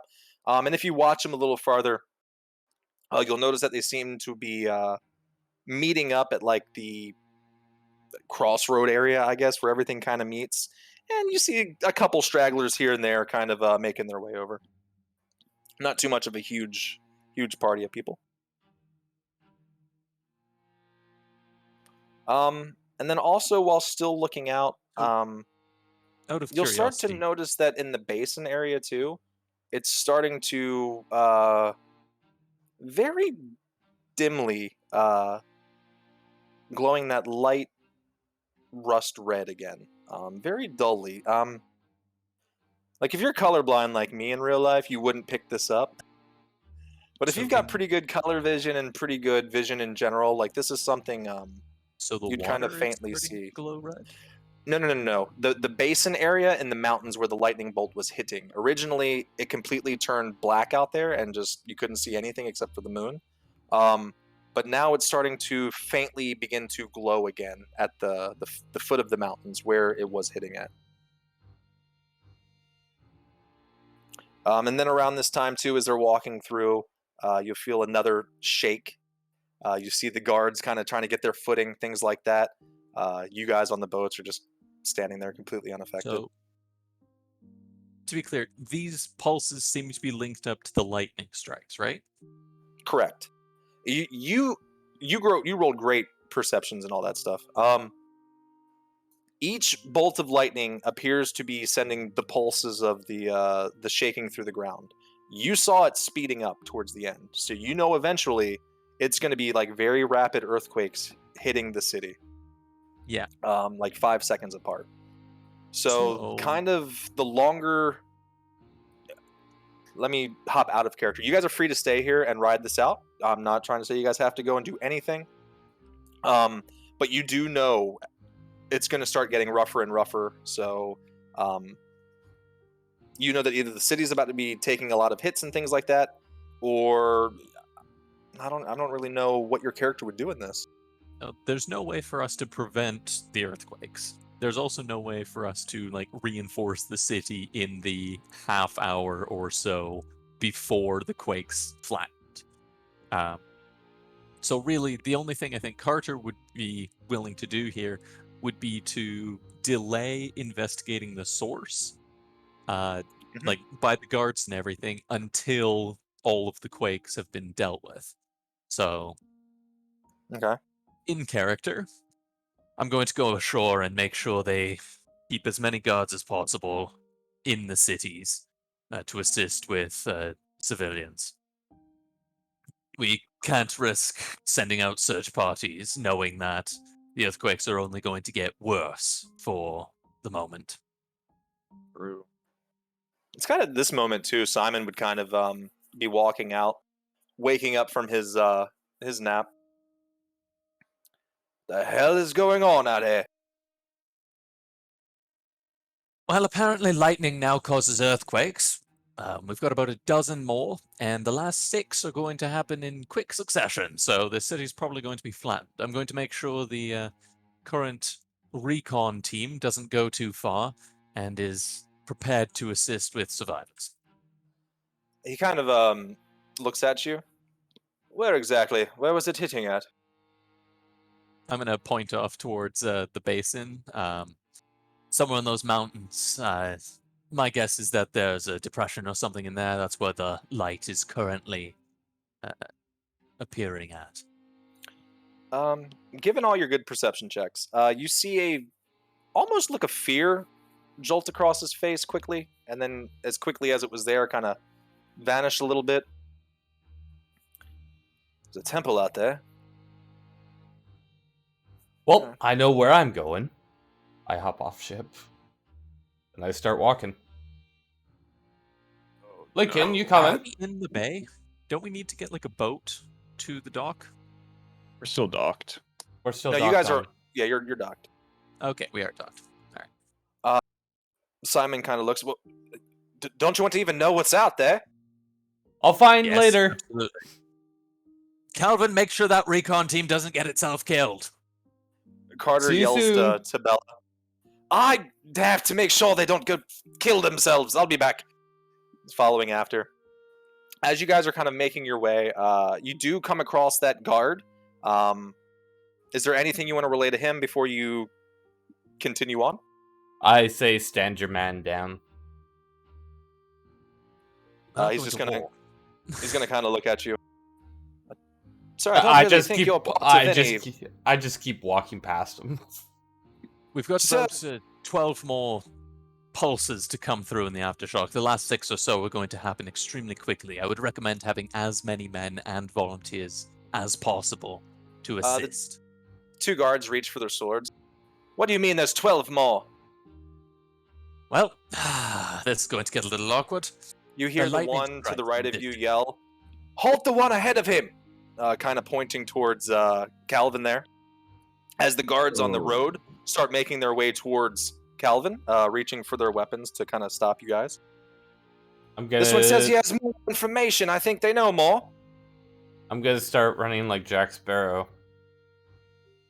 You're gonna Really run. would recommend not bothering chasing him. We've got more important things to do. I'm gonna say 2 go after you. We'll handle that in a second. As the other ones are kind of coming up.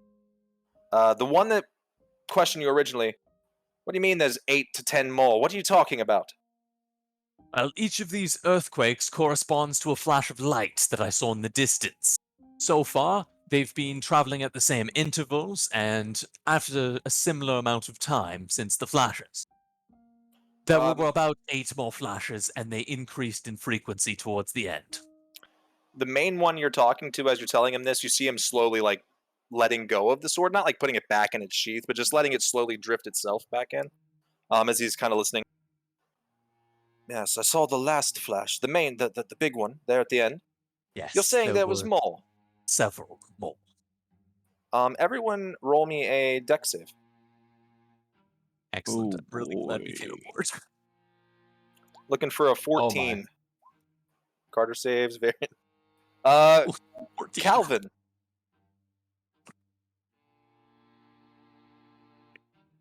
You take 1 damage and you're knocked prone. As the ripples of the next wave of earthquake start moving through, Calvin, you're trying to run from these guards. You feel the ripples kind of go through your feet. You don't really see the earth shake or anything like that. It's more of a feeling. As it kind of just sweeps you off your feet, hitting the ground, landing on one of your shoulders. You kind of slide a little bit. Give me a sec.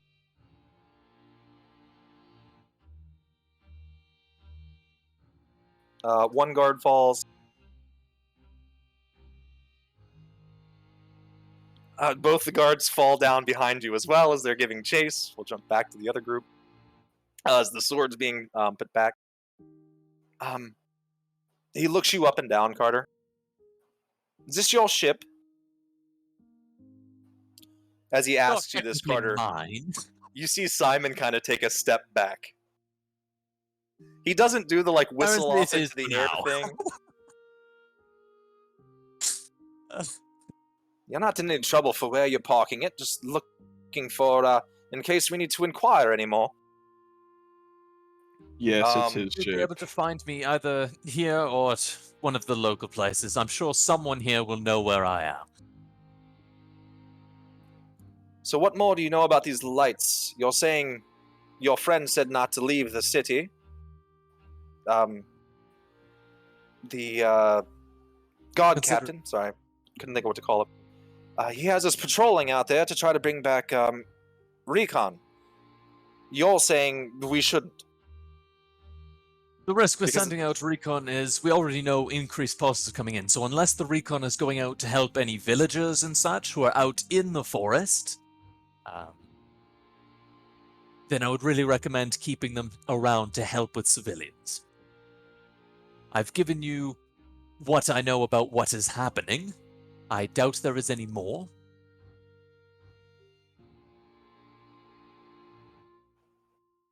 I don't know what you looks you up and down. Find in recon. You're not going to be able to stop the pulses from reaching the city.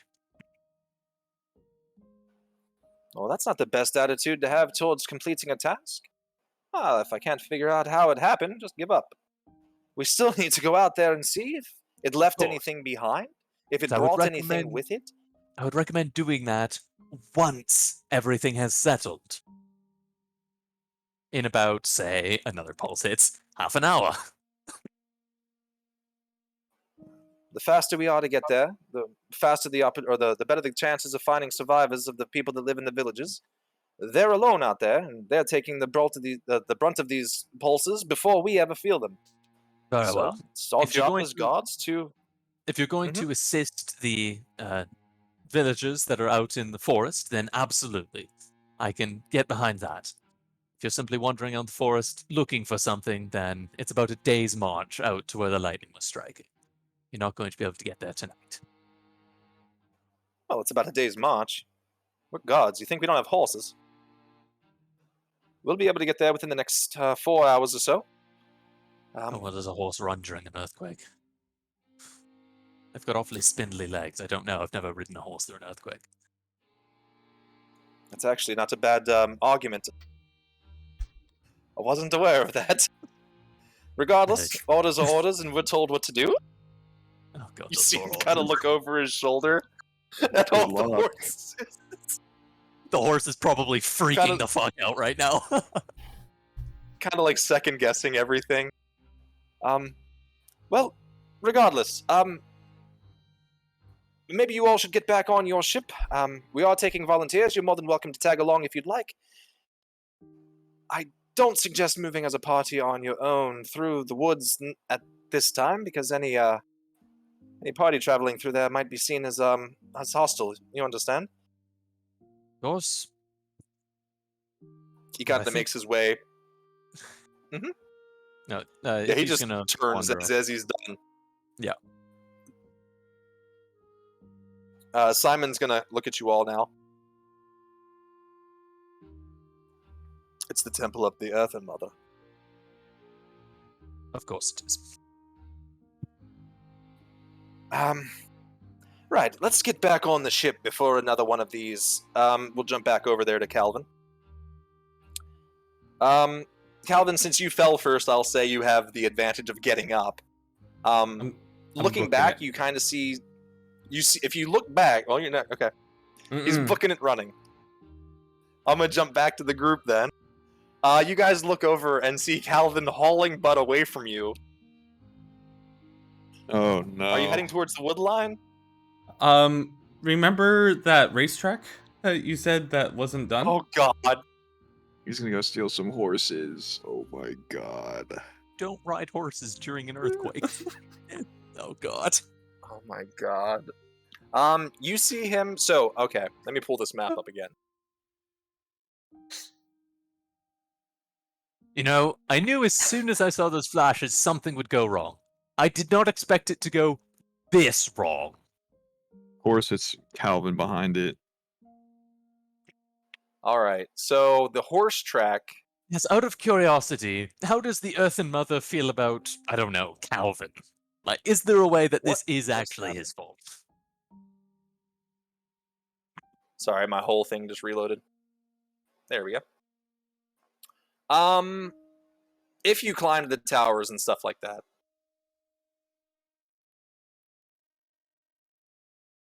The horse track's over on this side, Can you ping me to drag me over? right here. So, nice little distance of a run. It'd be on the other side. Perfect.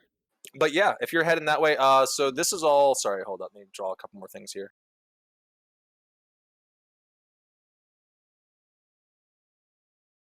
This would be the tree line.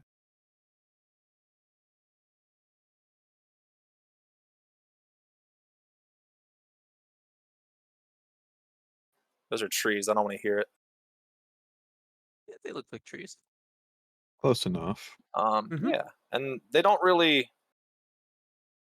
They're not really on this side over here. This is more sand. It's kind of weird how the sand meets into the tree line. But yeah. So if you're running, I figured right now you're running this way, Drake. But if you were to recuperate yourself and try to figure it out, you could run towards the other place. Yep.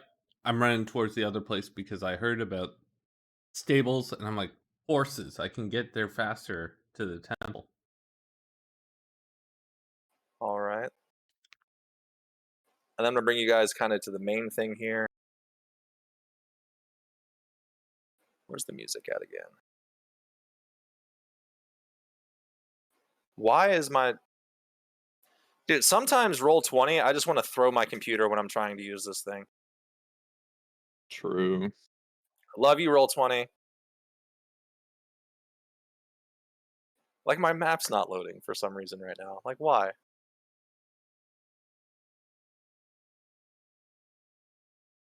Finally. Okay. Let me get some music going again. All right. You got two songs going at the same time. Yeah. you Do got I? Let the me know when that one protest. goes. Let me know when that one goes off, because good. what happened was I reloaded, so it's only showing. It's not showing anything for me right now. Yeah. you just got so the yeah. regular one, though. As you guys are kind of walking back on the ship, realizing, all right, Calvin's out there. You look back, you see him kind of jump up, hauling towards the woods, and almost like an old Saturday morning cartoon, like the question mark over the head. He kind of does like a left and a right juke, like where am I? And you see him start running towards the left, off towards Caravan. You don't know that he's heading towards the racetrack, but it does look like he's running towards the city at the least. Simon kind of brings you guys onto the ship.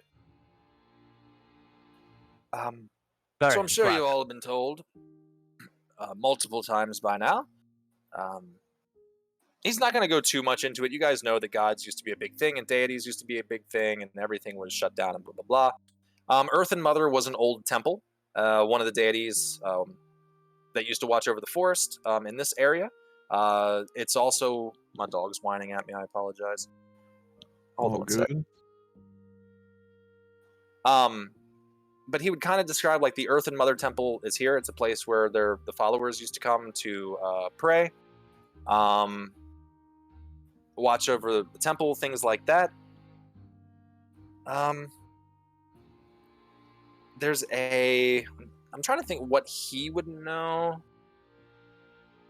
The last he heard, once, you know, the gods and stuff were kind of pushed away and asked not to be here, and the war was won. There's been a custodian, I guess you could call it, that lives at the temple. From what Simon can remember, it was an elven lady. Doesn't really know the age. He heard she's really, really old. But basically, she keeps the place clean, keeps the history there, like the books and things, keeps everything organized. Not many people go there. The doors have pretty much been locked ever since the war ended. And yeah, it's very strange that there'd be lightning bolts hitting it. As far as that would go, I don't think Simon would know too much about any of that. He's not really an Arcana kind of guy. So yeah, that's what he would give you with the Earthen Mother. There is a temple out there. Used to be a big prayer site. A lot of the people that lived in the forest there, as well as a lot of Ryeberry. And a lot of the people here, like that's Black Mountain Settlement out there as well. He'd kind of give you a lot of these names. A lot of them used to kind of go there to pray to the Earthen Mother. It's kind of their deity down here. Quite fascinating, Simon, and I appreciate the information. We do have to stop Calvin from getting himself killed, though. Or worse, imprisoned. He just kind of laughs at you. You're joking, right? About him Oh my being imprisoned or getting himself killed? The imprisoned part, that's like his whole backstory. But yeah, but I didn't want to deal with it, to be honest. Yeah. Okay, here's the thing. Please be careful. There's going to be... I was just going to ask Varian to grab him. Yeah, there's probably going to be another earthquake here in the next couple seconds. They are going to be starting to come faster and faster. Yeah, speaking of, make me another dex check there, Calvin. Will do.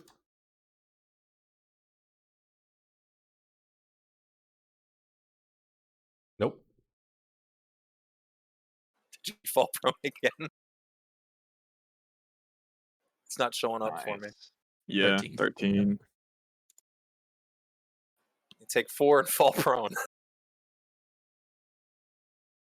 Oh my gosh. All right. I'll say that you make it to Caravan. You can kind of see the gates to this place in front of you. There's a few guards standing out front. This is a horse track. There's gambling and stuff. They have vaults and things inside, so they don't just leave it unattended, as well as some pretty expensive horses and things like that.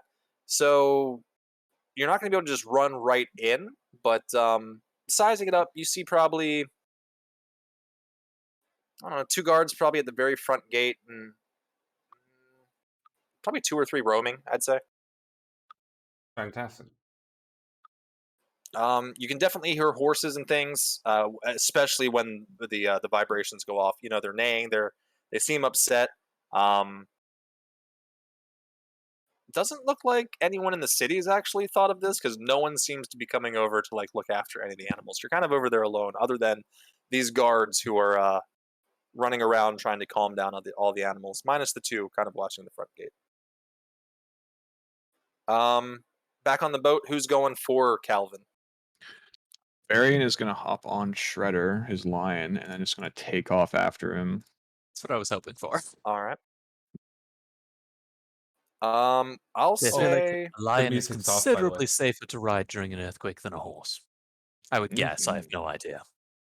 I would hope so. give me just 2 dex checks to get to Calvin with Shredder's stat sheet. With Shredders. All right. Let's see. I'll say it's a little bit lower for him. I'll say 12 for him.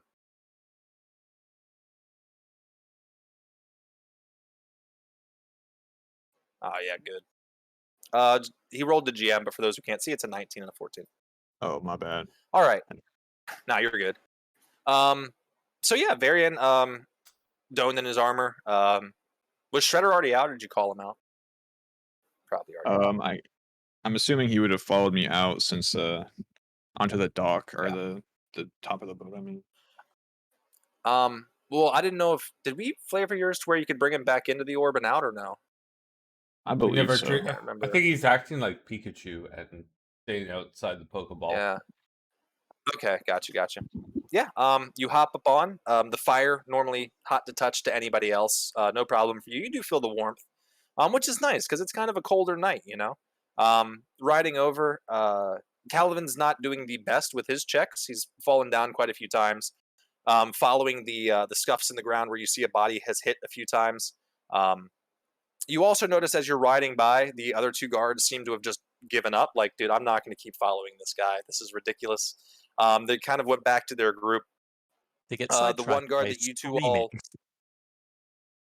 the one guard that you guys had talked to, kind of gives you a little nod as you kind of go by. They're not really giving you any issues there. Varian, as you come around the corner, kind of crossing the road, kind of looking towards Caravan, the city itself. Looking inside, you see a lot of the people are kind of huddled up in the very middle of the town. You see Grandma there, Gall, another turtle fellow there. Todd's kind of standing there, and a few others are in the middle of the town. But continuing on, following footsteps, you come around the corner. Calvin's laying on the ground behind one of the trash cans, kind of outside the stadium. Laying there gives you some kind of a story of how he's just hiding. He didn't actually fall. Yeah, you come up on Calvin, land on the ground. We need to go back, Calvin. Hold on. I almost see the pattern. We're gonna deal with this Are later. you trying to watch it? Yeah, the pattern, so I can actually go into the stables and take it.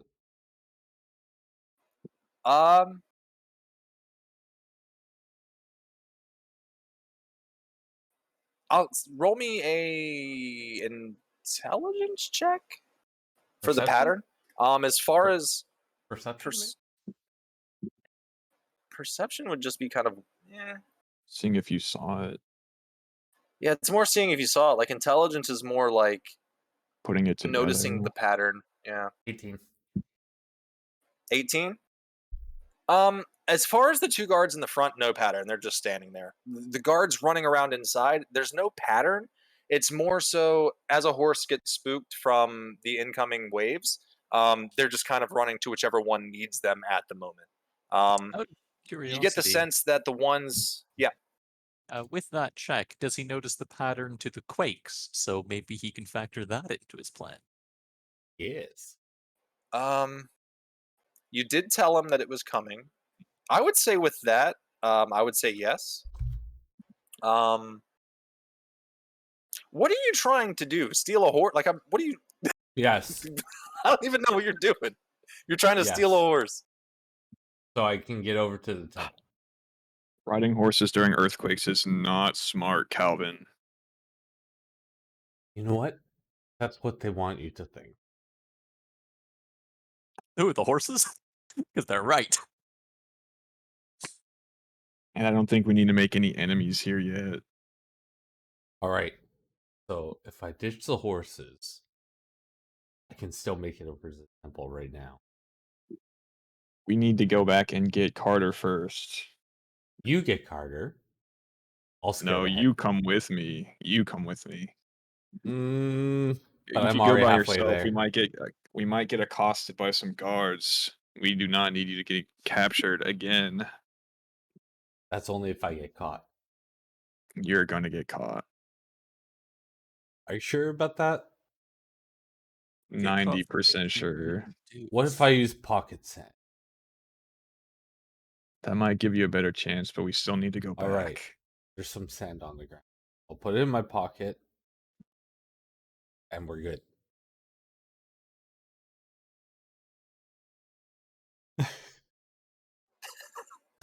Back at the ship. It's Back fine. at the ship. Varian will Lincoln's talk him down. They'll be back in like 15 minutes tops. Lincoln's just looking at you. Right. But I was telling you about the shoes that I made. I made some women's shoes, and Calvin just took them. And I tried to tell him they're for women, but he put them on anyways. So listen, next time you see him, those are girl shoes. Now, hang on. What's the difference between a girl's shoe and a man's shoe anyway? He gives you like a light little knock on the chin with his fist, like a little attaboy like knock, you know? It's all in the design, friend. And the marketing. So really, Just the walks only away. difference is whether or not you want who you're targeting as your audience. It's not actually a difference in the make. As long as I say it's a woman's shoe, and I market it as a woman's shoe, guess who buys it? Whoever wants it. A woman. That's all there is to it. Not necessarily. Calvin just proved that a man can want a woman's shoe. Look, what I'm saying Oh, is if you really folly. inspect it, it all kind of falls apart when you look at it. It's whoever wants it will buy it. So you're saying you're willing to talk to me with Calvin about hiring a marketer? Because it's obvious I don't know what the hell I'm doing. Yes. I appreciate it. We really are trying to make a really good business here, but if I don't know the right model... Back to the drawing board as he walks back with his women's shoes. I'm sure if you find the designs and make the product, I'm sure Calvin will find a way to sell it. And then Or just wear it under my himself. breath. Or not. Calvin, did you say you're coming back with him or no? Nope. Oh, Look, And that whole speech about, dragging him if you back. come back with me, I'll let you ride on the lion. Too warm. He won't burn you, promise. as you say this, Shredder kind of looks over his shoulder at you, kind of gives you a... Maybe just a Like little bit. Sorry, I need those boys still. I will head over to the temple. I will see you soon. Oh no. I full on Jack Sparrow run away.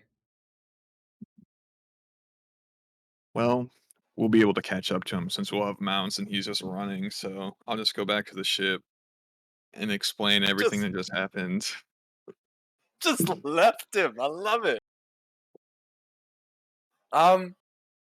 Yeah, so Varian kind of standing there a little dumbfounded, kind of like, did he really just leave? Kind of gives Shredder a little pat on the head. All right, buddy, let's head back as you guys start making your way slowly back. Calvin running forward, keeping an eye on the two front guards, noticing that they're kind of talking to one another. There's not so much like walls or anything like that. This is kind of like an open... let me see if I have the map on here saved already. I don't know if I uploaded it yet or not. If I uploaded it, I can just show it to you all.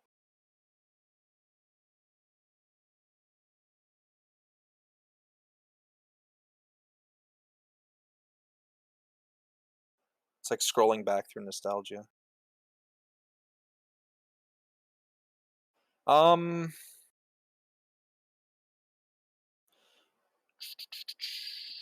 I don't know.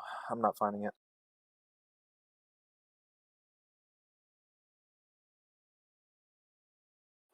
Sorry, y'all.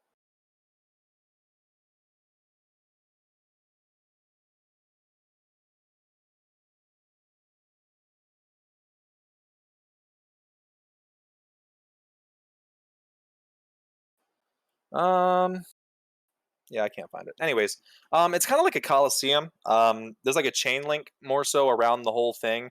It's kind of like I don't know if you guys have ever been to a concert. They have those portable chain link fences, to kind of keep crowds back. Um, Yeah. at nighttime here, they kind of have the same thing, like thicket fences that they set up around the outside of the coliseum. So that way, they only have to like really post guards at the front and the rear. Um, Calvin, being you've only been kind of standing at the front, you've only noticed the two guards at the front. There is two at the back as well, at the rear, kind of watching. But using your time in that investigate or that perception check of kind of intelligence, kind of looking over everything, you've kind of noticed that there's not a pattern, but you're kind of sitting there waiting for that next quake to kind of come off.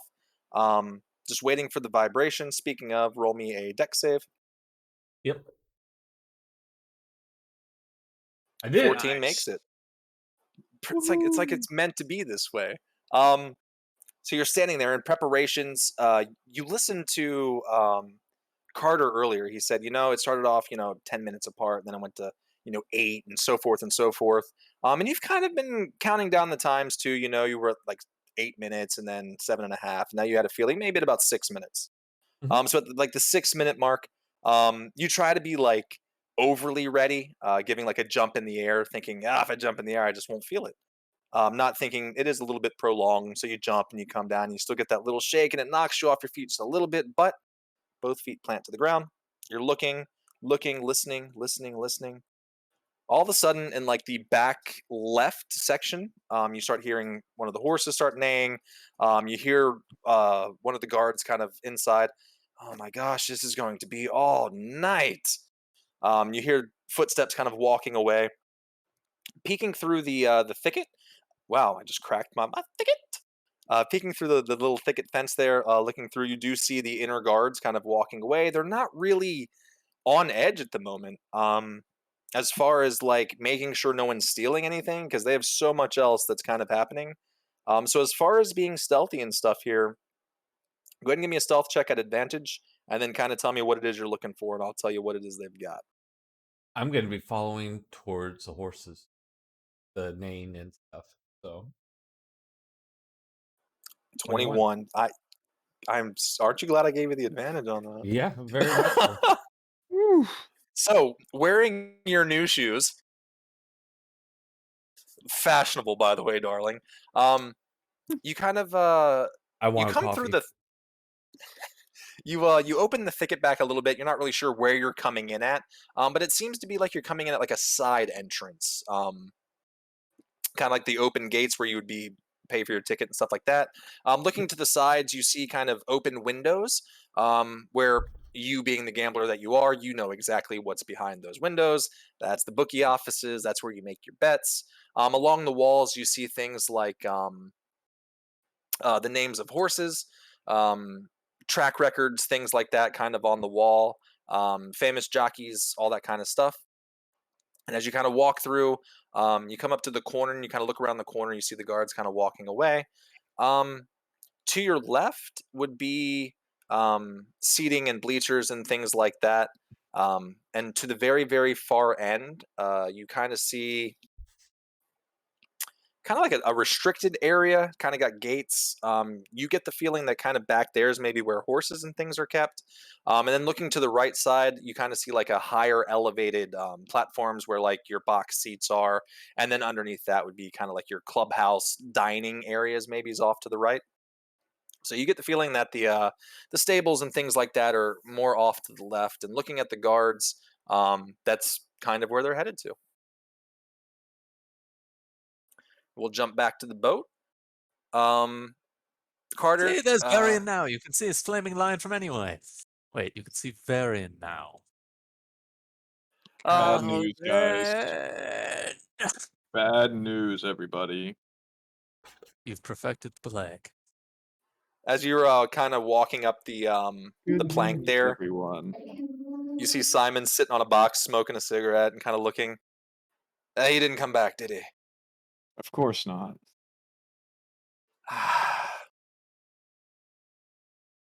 He's gonna get us in trouble, you know? We're trying to make a black market deal, and he's... Well... Always gets us in trouble, but we love him for it. Simon kind of looks at you. Well, it's up to you. We can either try to go stop him, or just let him get into his own trouble and figure it out in the morning. No man left behind. Really? This is out of character. Of course. Yeah, I was just going to ditch him, like... Simon's gonna just kind of look at Varian. Didn't expect you to, be the caring type there, Varian, especially towards Calvin. We look after our own. I mean, it's just a Tend night or to, two in anyway. jail. It's not something he hasn't done before. True, but I mean, he's done it twice this campaign. It's a little extra dangerous right now. Who knows what could be honestly, out there?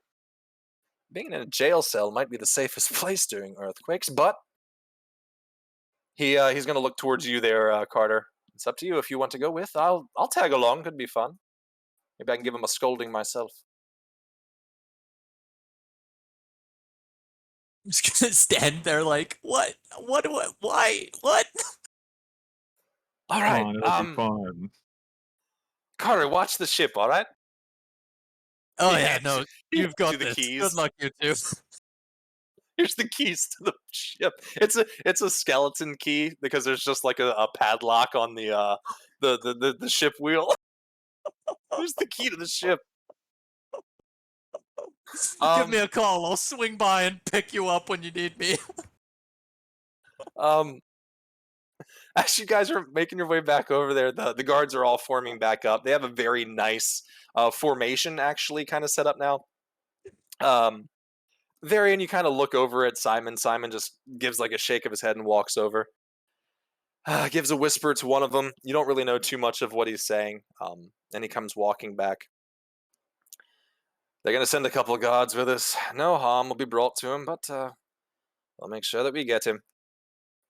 And you guys are making your way over there with about 4 guards, too.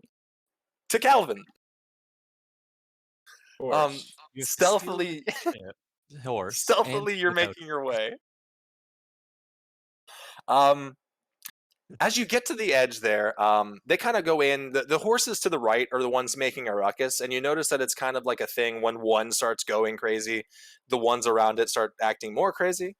So the ones to the left, away from the commotion, they're kind of more well-behaved right now, and the ones to the right are keeping attention of the guards. So you have a pretty much clear shot to kind of walk down. As you make your way through, you see a black horse with like a reddish colored mane. There is a white horse with like brown spots.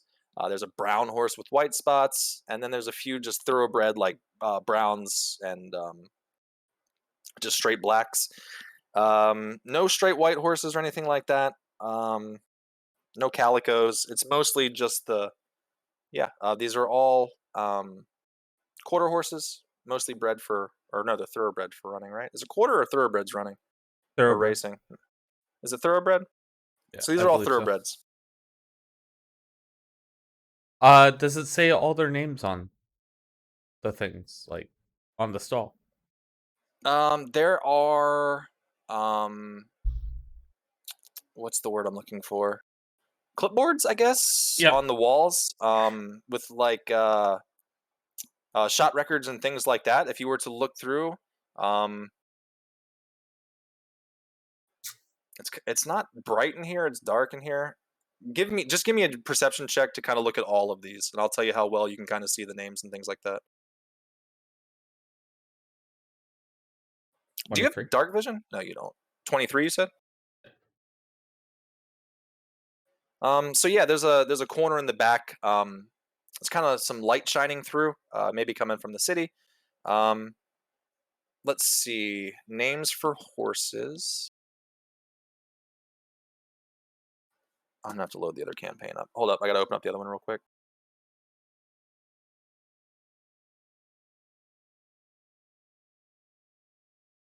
Doot. There's none that are called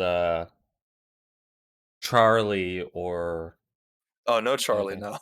No Charlie? No, but there's a No Charlie horses. why are they not? Oh, hold up, I got it. Caravan. Ryberry Downs. Wait, it is in here. Charlie's in here? No. The map's loaded somewhere. I'm gonna have to find it. The horses you would find are. There's a horse named Gabriel. It is a. Oh, it's a white horse with the brown spots. The owner's name. Oh boy. Oh no. I'll spell it for you.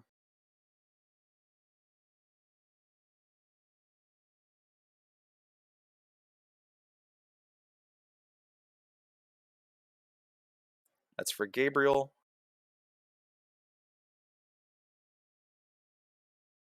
There's Morning Stallion.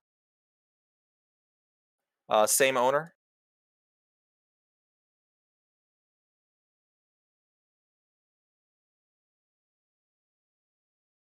Who would be the Um, owner's name? Hugh Muller is the owner name. Hmm. There is a horse named Nosy. Doesn't have an owner name on this one. And then there's a horse named Agmosis, and there is no name on this one as far as an owner. Okay. Agmosis does have the initials OB. I might go for Agmosis. You might? Old boy. Good boy? Sounds fantastic. Agmosis, we are going for a nice little ride. You're gonna help me save the day. Or wreck it. Are you gonna try to get on it? Yep. Give me a wisdom save. Animal handling or wisdom? This is a wisdom save. Okay. Drake knows why. Oh no.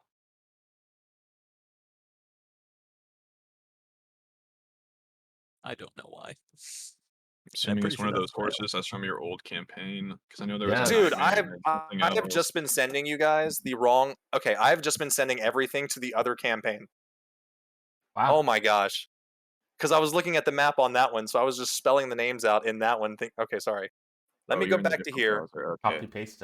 You can just like screenshot it and then post it in the thing to the Discord. Yeah, I will. I'll get that in a second. Sorry. Okay.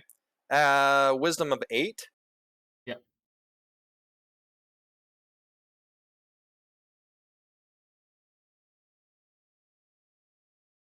I have to whisper him something. Oh dear.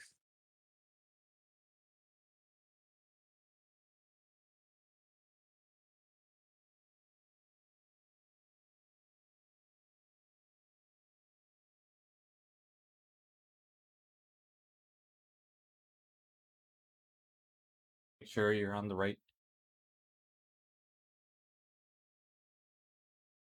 Yes. All right.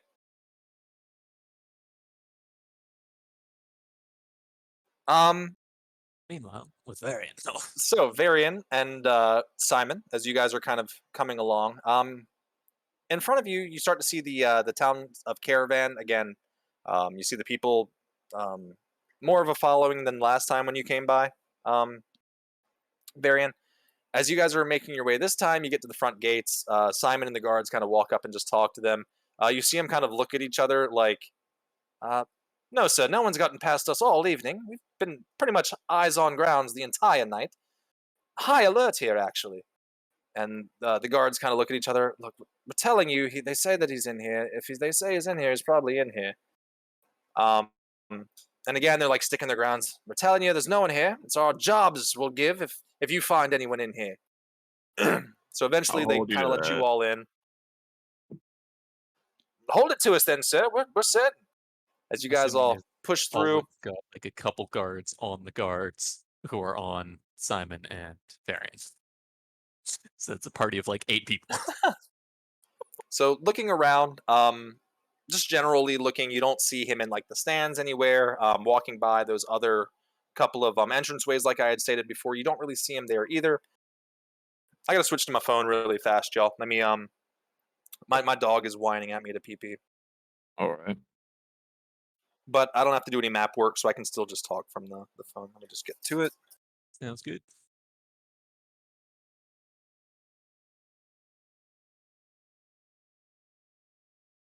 No problem, no problem. Can y'all hear me? Yep. Let me set this to PTT. All right.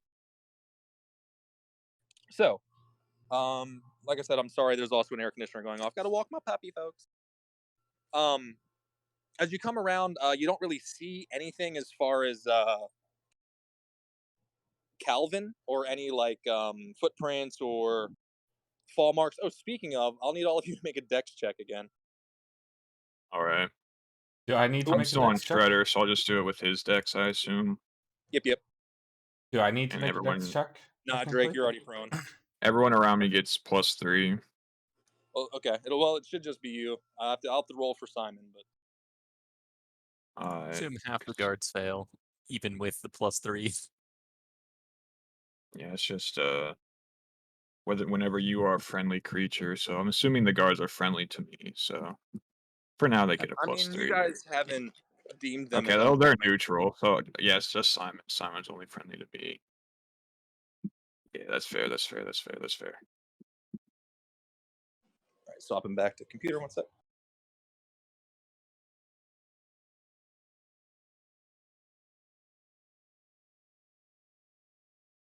All right, sorry. All right. So, as you're making your way through is the music still going, by the way? No. Supposed to let me know, Drake. Jeez. I tried. It's so engaging. I didn't notice. True. All right. So you're making your way through. You don't really hear or see any footsteps, like said. What? I just asked if someone was playing. You said no. No, it literally. When you started playing the other one, then it started playing both of them at the same time. Why is it doing that? Okay, hold on. Let me.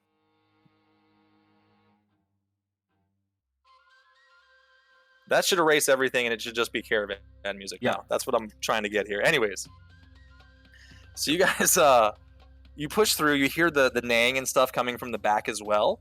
You kind of get the feeling, oh crap! You know, what has he done back there? Start making a little bit of haste. Did you make your save, by the way? You did, right? Yep. Yeah.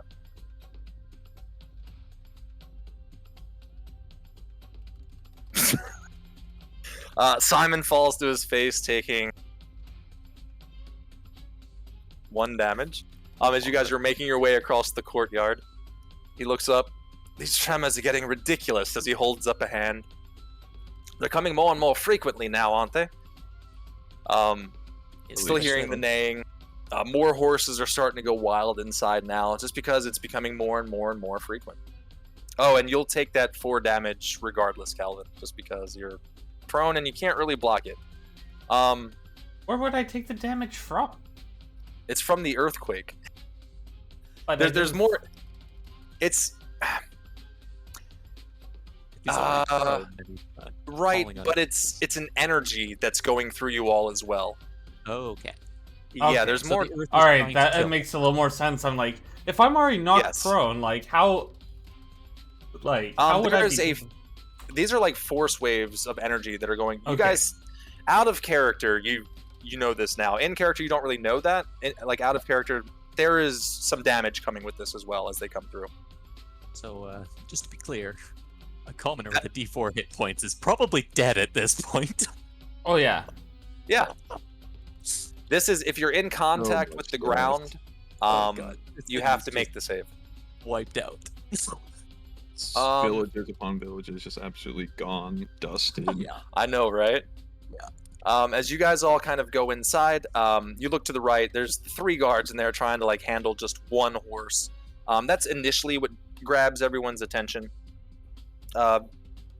Varian, being the person that you are, not really like sidetracked by all the things in the world. You're kind of a one-track mind. You're looking for Calvin. You look around. Over in the corner, in a dark corner, you see a lady's boot hanging out in the light that's coming through the window. And you see a body just laying on the floor over there. I recognize those boots. I'm gonna walk over. I'm gonna get off Shredder and walk over there. You get up to the body. I've messaged this to him. What would you like to do upon seeing him? He's just laying on the ground. His eyes are open, just laying there. Is there a horse next to him? There's a few horses. There's the one that he's laying next to the black horse with the reddish mane. First of all, I'm gonna pull him away from the animals just in case like another tremor comes, and then I don't want to like crush him, step on him and stuff, and they go crazy. So I'm gonna try to move him away, get him to safety. As you're pulling him away, you see that the horse is watching you move him away. This isn't something that you've seen horses like watch people before, but this felt like it was watching you do it. Like it knew you were moving him, you know? It's also the only horse that isn't panicking. Yeah. So yeah, seeing that, I'm gonna like telepathically communicate with Shredder. Just make him like come up behind me and watch the horse while I'm moving Calvin away. Make sure nothing suspect happens. All right. Do you have any speak with animals, or can you communicate with Shredder? Yeah, remember you what can. we did with that. Yeah. Well, with the spell originally, there's like a telepathic connection you have up to a mile, and they can. I think they can understand one of my languages, and then I believe they can communicate with me in that one language telepathically. Okay. As he comes up and looks at you. Oops. Let's see what we got here.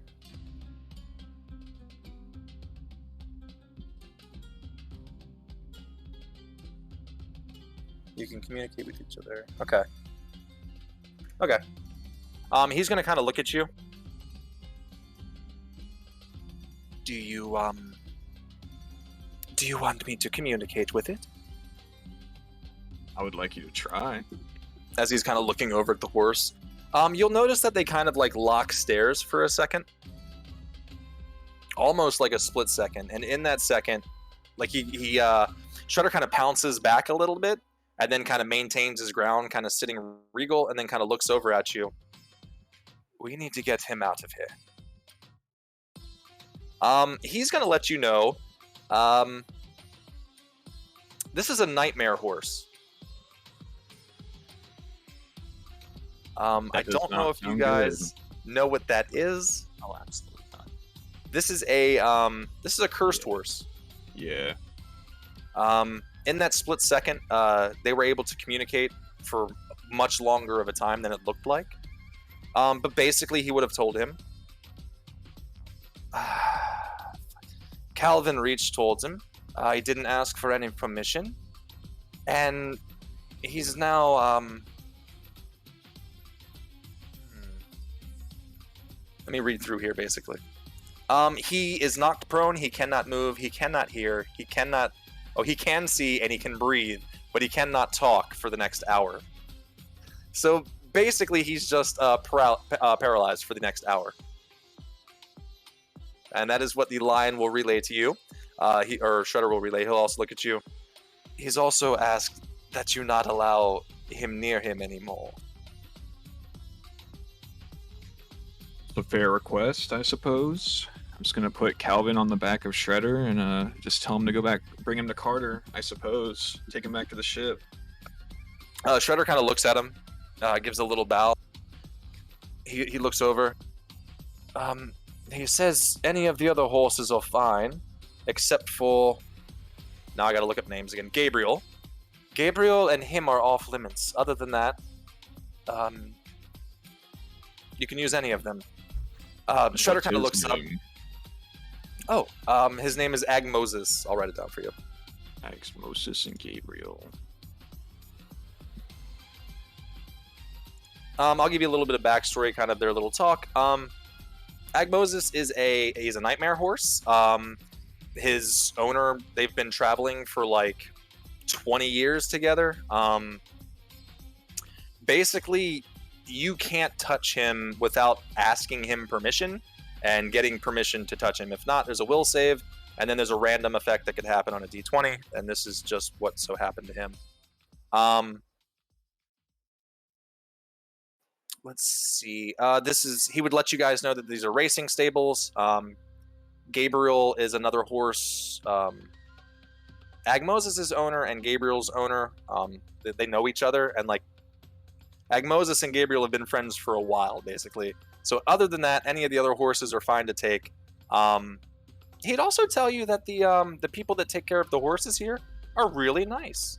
It's good. It's not like most places where you hear of animal cruelty and things like that.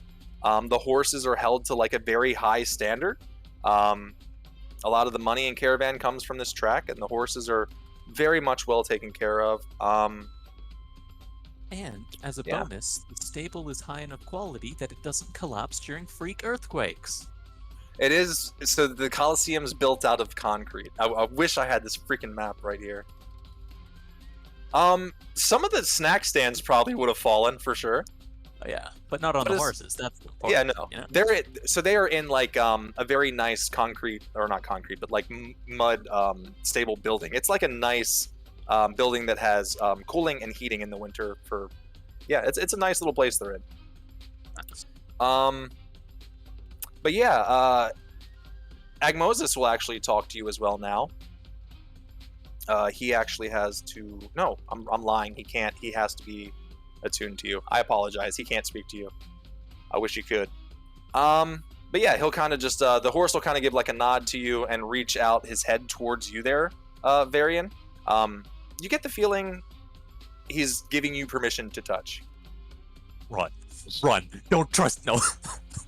I'll just give him a little pat on the head, apologize for Calvin's actions, and tell him that I will try to make sure it does not happen again.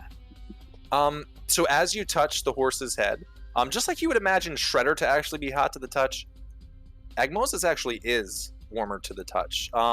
Not so much that it's burning you, but if you like left your hand there long enough, you get the feeling that it might leave like a nice, maybe first, second degree burn. And then in that instance, he kind of pulls his head back and gives like a stomp on the ground like so. And in that, Calvin, instantly the paralysis is lifted. Everything that has happened around you, you have seen and witnessed, and you are now laying on the floor, completely able to move. Thought he was on Shredder. Oh, he was? He's on the back of Shredder. He just hasn't left yet, I would assume, or he's in the process of leaving. Yeah, because Shredder was still talking. So, with that, I'm not going to make you roll a dex check. I will say you fall off Shredder, though. However, Calvin, fall into the ground. Yeah, what do y'all want to do from there? Welcome back, Calvin. Oh, excuse me, I have to relieve some guards of their jobs. Right? Simon kind of looks over. Calvin, he's going to look at the guards first. Actually, we need to speak in private. He looks at Varian. Make sure you go get those guards fired. Varian, follow me, please. And he kind of walks you outside. Guards if you fired. follow. With that, I'm going to go to those guards and say, I'd like your jobs, please. Get the fudge out. As Varian's kind of walking by with a smug look on his face underneath his armor that you can't see, Shredder by his side as he's walking towards the guards, nice gloat in his step. Simon kind of pulls you aside. Calvin, look, I don't mind you being, acting like a rogue or whatever it is you're doing. However, we just stole a lot of stuff from the crown. And the least attention that we bring to ourselves, the better, please.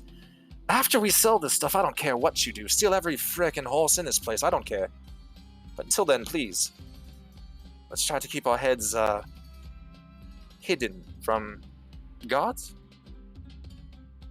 Well, Please. to be honest, we have 4 less guards to deal with now. For what? The gods were gonna offer us horses to ride with them. Well, And you went running off. did they not just get fired? What? He's gonna break down for a second and go back into, look, when you ran away, the guards were just in process of saying, we were gonna offer you guys to go with us and we'll let you use horses, but you ran towards the stables to steal a horse. And then he's gonna recap you on as you were coming in. And then as we were coming in, they said there's no way no one snuck past the guards, and that's what they were talking about. Basically, they put the job on the line saying you weren't in here, and sure enough, there you were. Allegedly. Calvin, I'm looking at you. You're here. I'm here now. I might have been in a bush the whole time. If you want to make a difference and head towards this thing, I'm all for that. I'm okay with you doing something good for once, Calvin. This is good. But, if you want to go with the gods. Don't steal the city's horses and make a bigger deal out of it already. Alright? Let's go fire some guards and head back to the boat. Yes. So we're I going know to make you feel better, Calvin? Firing some guards. Varian, as you're walking... You. As you're walking up to the guards, the 2 that are at the front, they're playing rock, paper, scissors with each other, Rochambeau. As you kind of walk up, they get to attention really fast and look over. Oh, it's just that one with the lion. So, did you find your friend? And they start rock, paper, scissoring again. Yeah, we did actually. Calvin kind of pops his head out from behind. They kind of look over like, oh, shit. And you see the guards coming up from the back as well.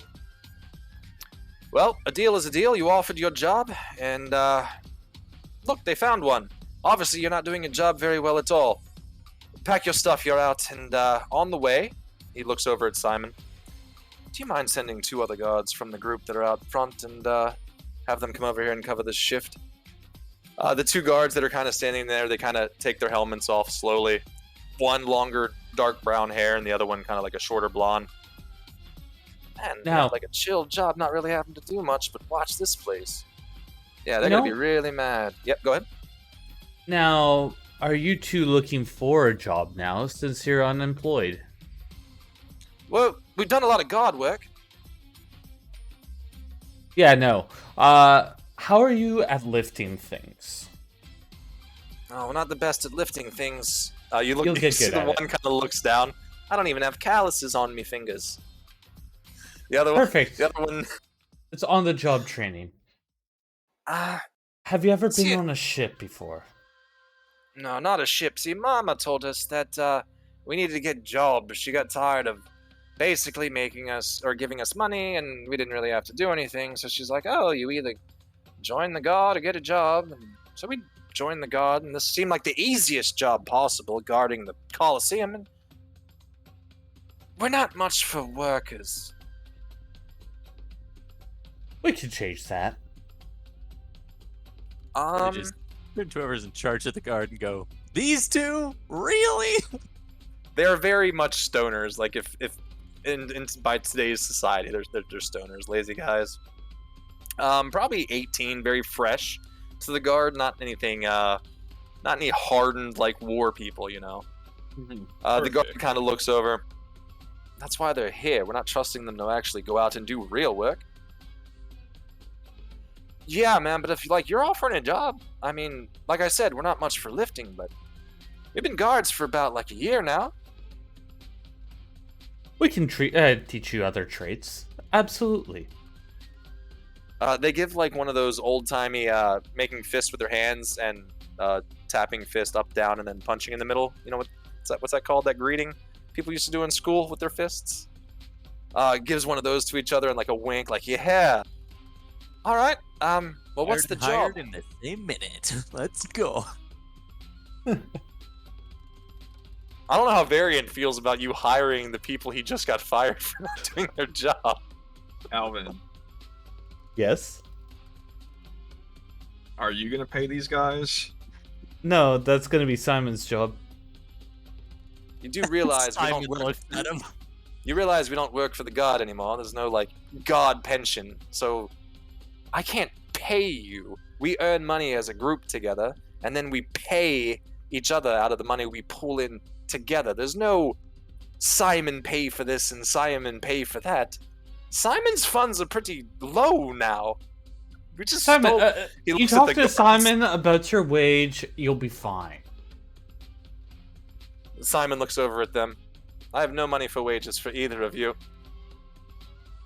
See? Guys, you're starting at the ground level.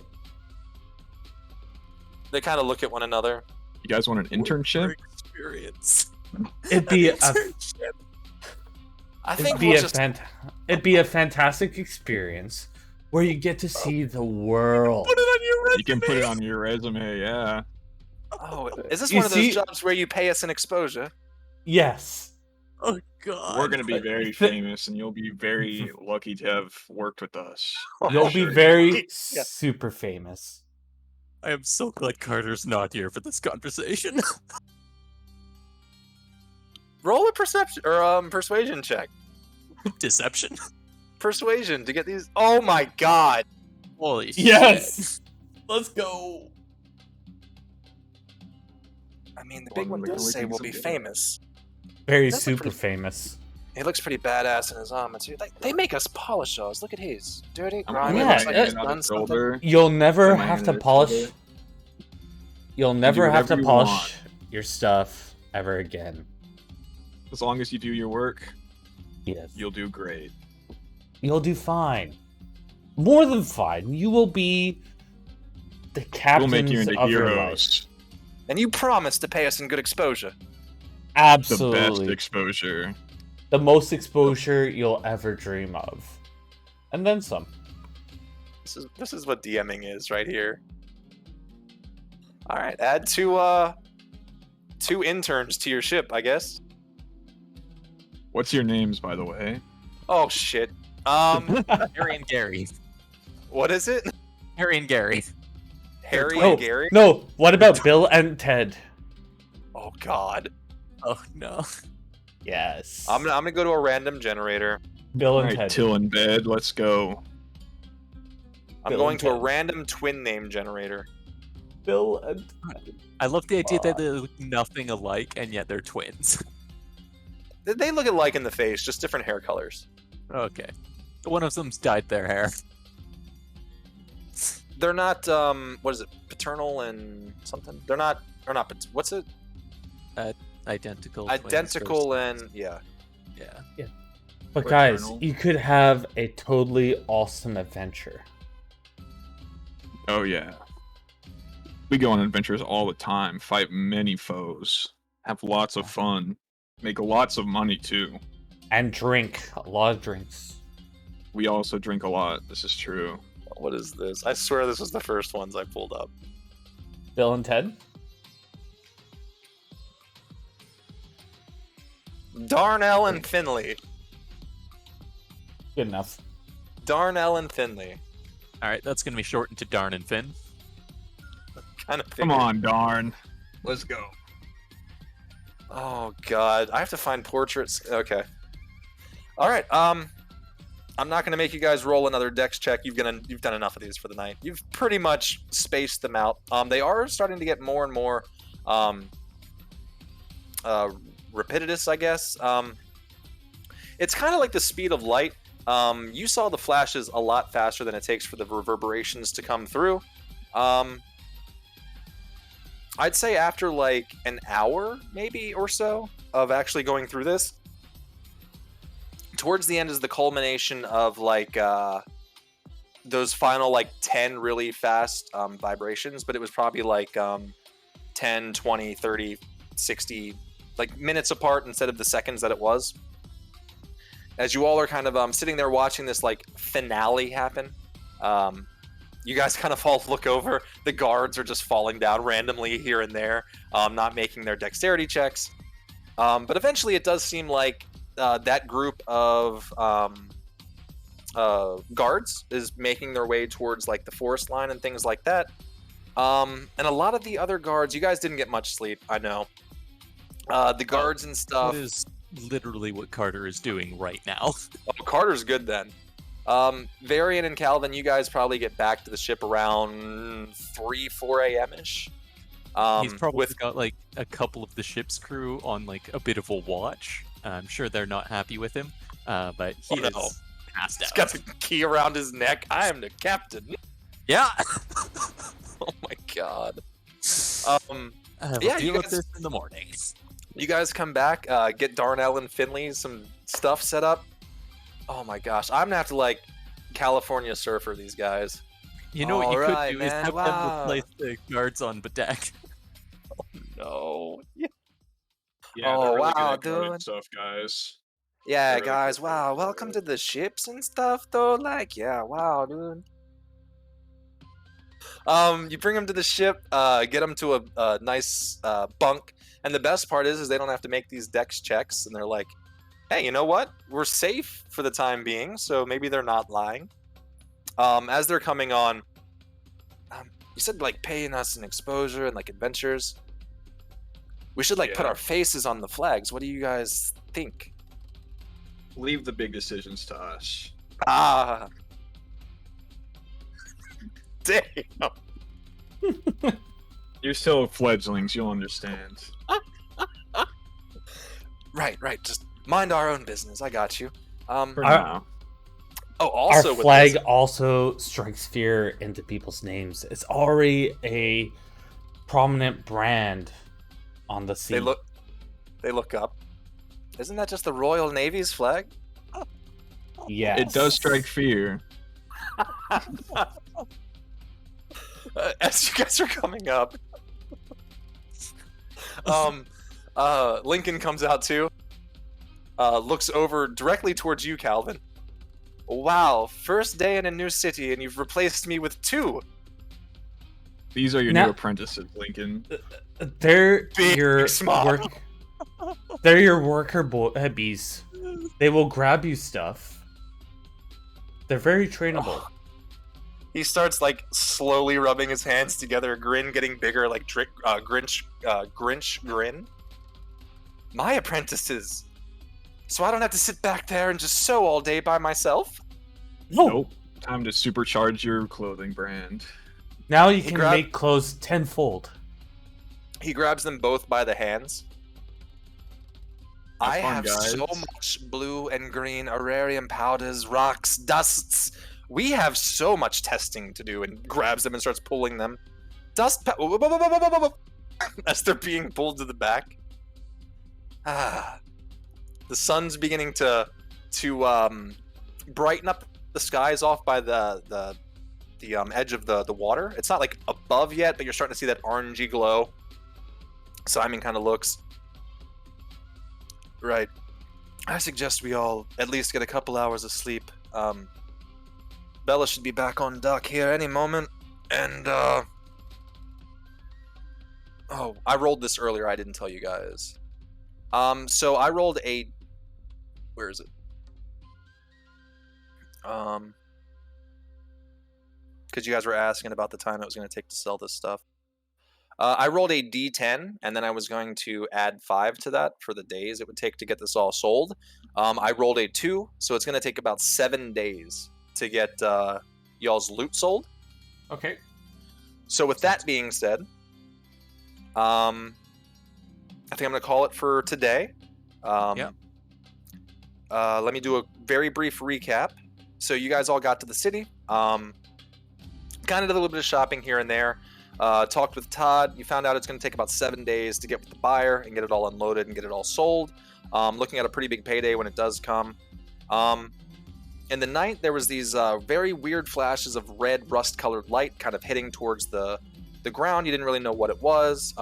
Upon getting... and that was kind of reverberating these force waves throughout the land nearby you all.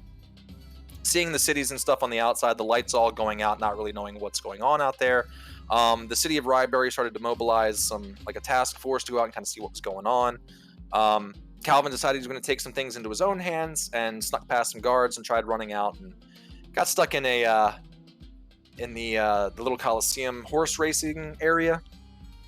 You guys managed to go find him and kind of get him out of there. Finding yourselves Finley and what's this dude, Darnell?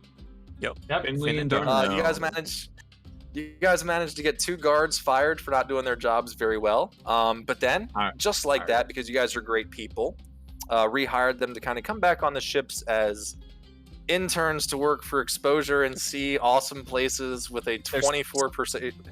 They're slaves. Jesus. So basically, you got some more people to pretty much to be testing your Aurarium stuff. You're going to be testing some. It's so messed up. You've got a sweatshop in your boat. Yeah, Carter is going to have our choice words experience. with you in the morning. As long as you're aware of that. They're not being forced. They are. This is willing. This is consensual. Yeah. Really? They're getting paid in exposure, and they're very excited about it. Just because they're young, impressionable men does not mean that we took advantage of them. Oh, God. Yeah, no. This is going to be very interesting when Carter wakes up in the morning. Let's just say it's a good thing he's going to be fully rested for that. Oh my gosh.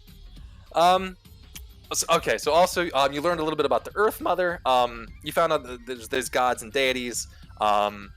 And it seems like this lightning or this energy, whatever it was hitting the temple of the Earth Mother. You learned a little bit about the custodian that is at this temple. It's pretty much been abandoned for, 40, 50 years now, or no, 30-ish years now. You don't really know how old this person is that's been in there. You do know if she's of Elvis descent, I do believe I said. Yes.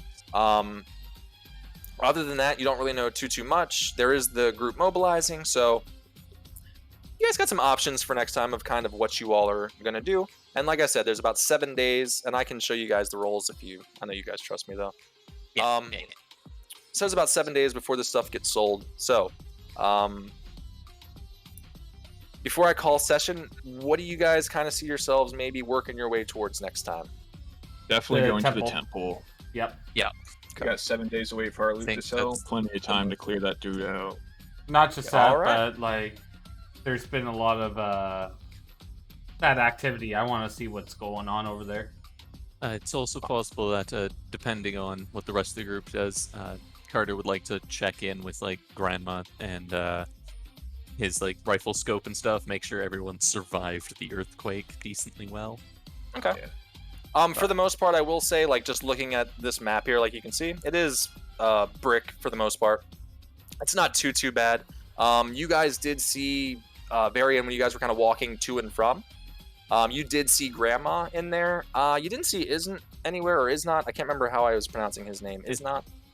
You didn't see him there. He is a small goblin, though. He's hard to see.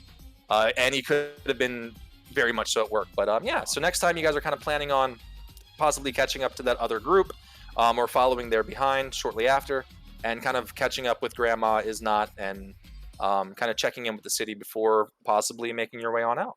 Yeah, I think that was the only Sounds thing. good. I was hoping to get you guys kind of there today, but I do love it when you guys RP and it just goes from there. So this has been fun. Mess. And Varian RP'd some today. That was so good, man. Appreciate it. Yeah. Terrified of this new variant. This is fun. Heck yeah. I'm so thank you guys so much for stopping in and watching. And we appreciate the time you spent with us, and we will catch you on the next episode of Seasons of Hysteria, the Royal Guard. Bye. Bye.